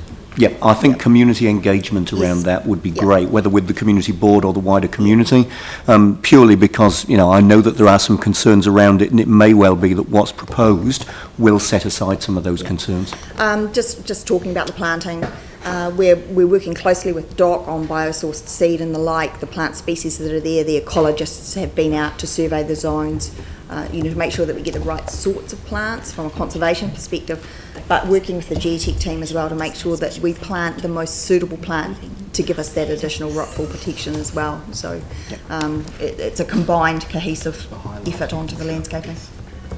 Yeah, but to take the community along with you on that too is quite important. We found that at Spencerville, when they had to have new trees planted in one of the streets, and we had a meeting with the residents, and even giving them options of trees to choose within a certain choice, it just empowers them to have some ownership over it. So, if you can, because we could do that through our e-news vehicle, the Sumner Littleton Corridor, and have a drop-in for planting. Now, I should do a cross-ward motion. So Paul Lonsdale moves, Andrew Turner second. Right, just one other question, Yep. just very quickly. I was just thinking of cyclists. So is there anything done to improve cyclist safety along the stretch at the same time as the work's going on? We're returning to the pre-quake level of service, which is a 2-lane route. Just by the nature of the works, the road will be, I don't want to use the word better, but I'd say probably slightly improved from a surface perspective, new curb and channel and the light guardrail. So we're not adding more in terms of we're not adding a cycle lane, but the road itself will be new, improved by the nature of the fact that it's just been replaced. I mean, it just occurred to me, I just remember that there was a lot of cyclists that used to come around the Littleton through to summer, and we have had a lot of complaints around cyclist safety around the Port Hills and the roads. So I just wondered if there was anything that we could do to just... Yeah. Well, it was known as the Long Bay Circuit. It was, yeah, so... But it'll be better than it ever was.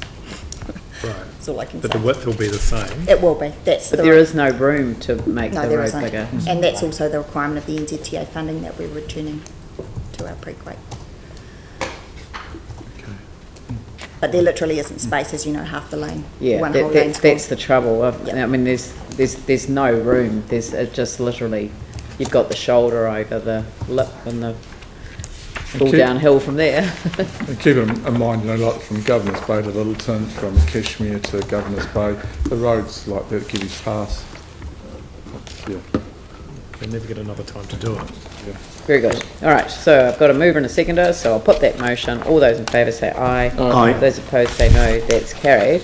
Now I'm going to offer you a choice at 1:07 p.m.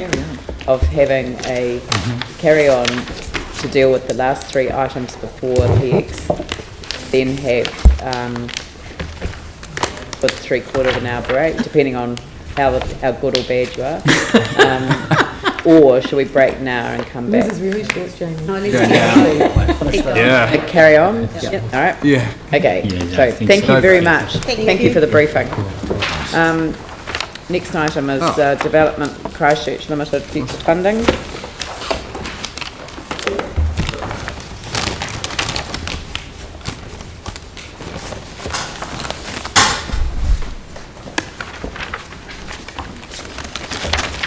This is really just a noting paper around DCL and CCHL and Council to develop appropriate and agreed funding sources and processes. So would someone like to move this? Ref, seconded by Vicky. Discussion? I'll put that motion. All those in favour say aye. Aye. Those opposed say no. That's carried.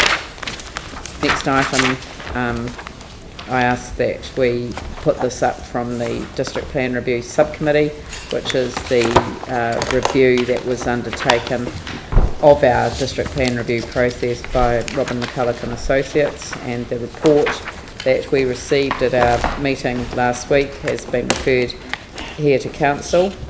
So I'll move that we receive the report. Do I have a seconder? Tim? Yep. Is there any discussion, Yanni? Yeah, I was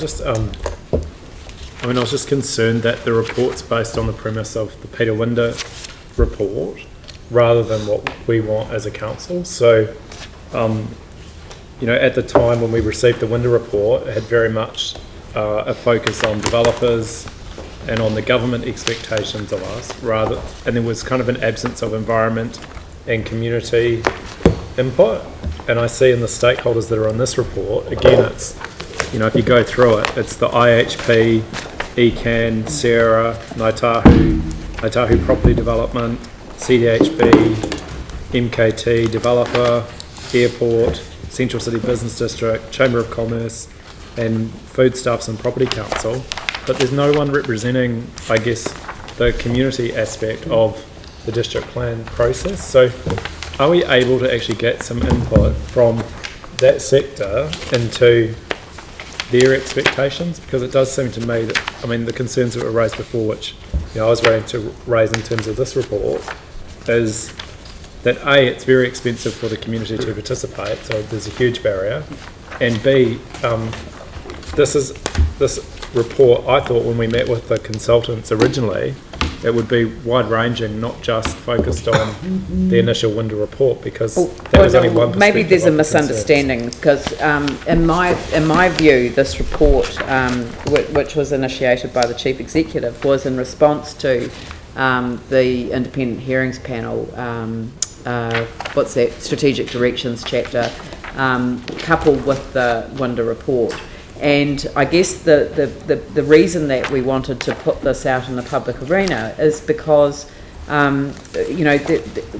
needs to be complete transparency about what is about a process that is not entirely transparent because of the way that it's been run. And as I said, I'll never agree to do it as a truncated process of the whole thing. I think what's really important in future, if anyone ends up in the situation again, is to look at what needs to be done in the post-disaster environment, prioritise that and do that first, and then look to see what else would be useful to be doing in the context of potentially, as we are now looking, to regeneration.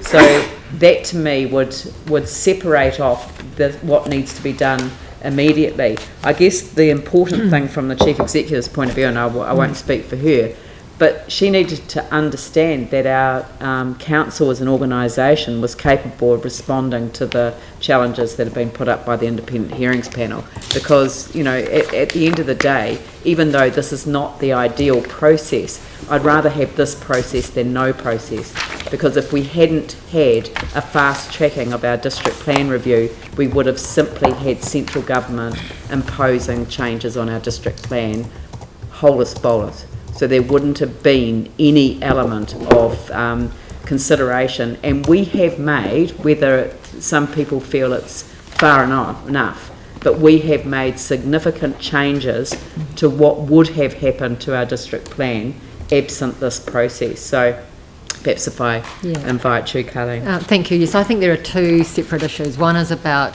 the process around the district plan review that we needed to engage in. This work that we did here and the window review was really about our response to that as an organisation and the things that we could control as a result of the concerns that were raised about the way that we were delivering on that. And so that was around those areas of capability and capacity, and about the culture and the planning processes, and about how we worked with people, who were involved in the district plan review.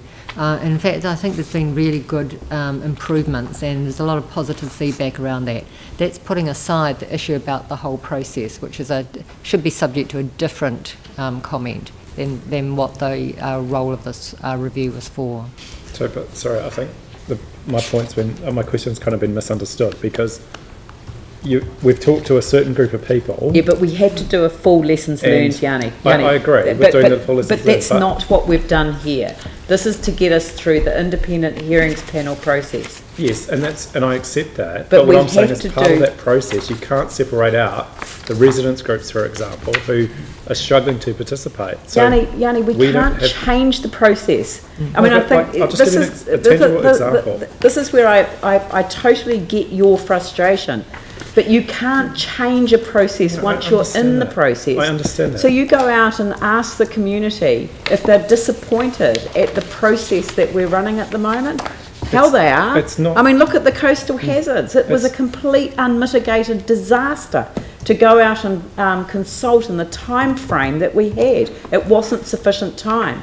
With that, we pulled it back. So we are going to end up at the end of this process with an understanding of what the community missed out on as a result of the process that we're in. But it doesn't help us get through the independent hearings panel process that we've got in front of us now. Sorry, This I understand that, but if you look at page 39, for example, one of the responses has been to appoint a panel of economists external to CCC to address concern with Section 32 reports. Some people, like the community boards, have expressed concern around the social assessment and the environmental assessment of our Section 32 reports currently now that's work underway. So, you know, why haven't we put in place a panel of sociologists or environmentalists to provide that same level of advice into those reports now, which is part of this process? Part of the legal response to the Section 32 criticism from the independent hearings panel is this. No, but it's a legal issue. It's a question about Section 32 reports under the that's RMA. right. We have not been fully compliant, is what they found. 32 reports have to look at the social and environmental impacts as well as the economic. So what we have is a kind of series of recommendations that address the economic point of view, but don't actually address some of those other impacts that possibly aren't being accessed. But that came out as a capability issue within our resources, within the organisation. Now, we do have expertise around some of the environmental and social issues. But this is a specific deficit that was identified in the Winder review. But that's because we only talk to the people. No, it's not. It isn't because we've only talked to those people. Yeah, I'd actually argue that the planners and the urban designers do fulfil that function, and the reason that the comment was made about a lack of economic input, and that is around urban and land economists, is that actually that bit has been missing. And my question was actually going to be who is on that panel? So the main people that we've used have been both internal staff members, but we've also used market economics and property economics. Right, because I know, I mean, in Auckland, Chris Parker, who's been employed by the Auckland Council, has done a lot of work in this area, and if we look at the national policy statement, a lot of that has been driven by the work around the land and urban economists around Auckland, actually understanding what the drivers are around the IUB, which, you know, I did bring up at the beginning of this process, and we haven't really dealt with that. So I think that is quite important to have a kind of a broader view of not just the social and environmental pieces, but actually what is driving the price appreciation in land values, which obviously is a huge issue as well. So I'm glad that that's happening, but I'd be quite interested to see what advice they have provided on what particular issues, just in general. So if I could just add that whilst we raised a number of issues here, the report does actually recognise the huge commitment of staff and professionalism in terms of dealing with the issues that were raised, and that they continued under quite enormous pressures that the whole process had put them under, but to continue to improve that and to do things such as the mediation and working together to get some agreed outcomes in a way that wasn't happening before. In terms of their auditing and peer reviewing, enormous amount of effort has gone in to change that, and the feedback has been very positive from a number of sectors, just in terms of that. Right, so I'll put that motion. All those in favour say aye. Those opposed say no. That's carried. And the next item is Asia Pacific Cycling Congress, September 2017, which is also a to be budgeted from the the Capital Endowment Fund. So approve that a grant of 50,000 be made from the Capital Endowment Fund. From the Capital Endowment Fund. To fund the initiative to establish this Congress, these funds to be refunded if possible from the Congress income. So I'm happy to second it. Eh? I'm happy to second it. I think Phil would like to move it. I'll move it. Yeah. Phil, Pauline. See a chance. Is there any discussion? I'll put that motion. All those in favour say aye. Aye. Those opposed say no. That's carried. Thank you, councillors. Declarations of interest for the public excluded part of the meeting. I've just got Yeah, we Jamie got mine. on the LAP. Any other declarations? I'd actually declared a conflict here as well. Yeah, okay. You've got a family member in the industry.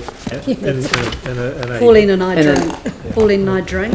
No, We it know doesn't that. count. You can't It get doesn't out. count. We don't get out So, much. okay, both, We may all both after we Paul finish and reading it. Jamie will be exempt from that part of the meeting. So I'll move that we Good try, though. exclude the public for all the reasons set out on pages 369 and 370 of the agenda and pages 51 and 52 of the supplementary agenda, and that Padraig McNamara from Simpson Grierson be permitted to remain after the public have been excluded for item 48, as he has knowledge that is relevant to that item and will assist the council. Colin Nags from NZTA. And Colin Nags from NZTA on the Northern Arterial, the Christchurch Northern Corridor. Yeah, okay. Colin Nags, Knaggs.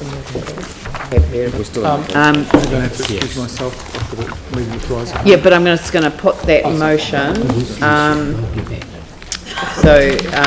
Oh no, do I have a seconder? Seconded by Tim, who wants to leave.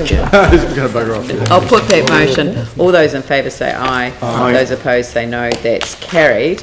And so that's now. And if we could be back here for the PX part of the meeting at 2 o'clock. Yep. Thank you. Did you move the dog along? Dog along? Move the dog along. What the hell's that? What's Dexter. that mean? What input are we actually putting? Dexter, did I you have move the no dog? idea. Yeah, it's gone back. It's been back for ages.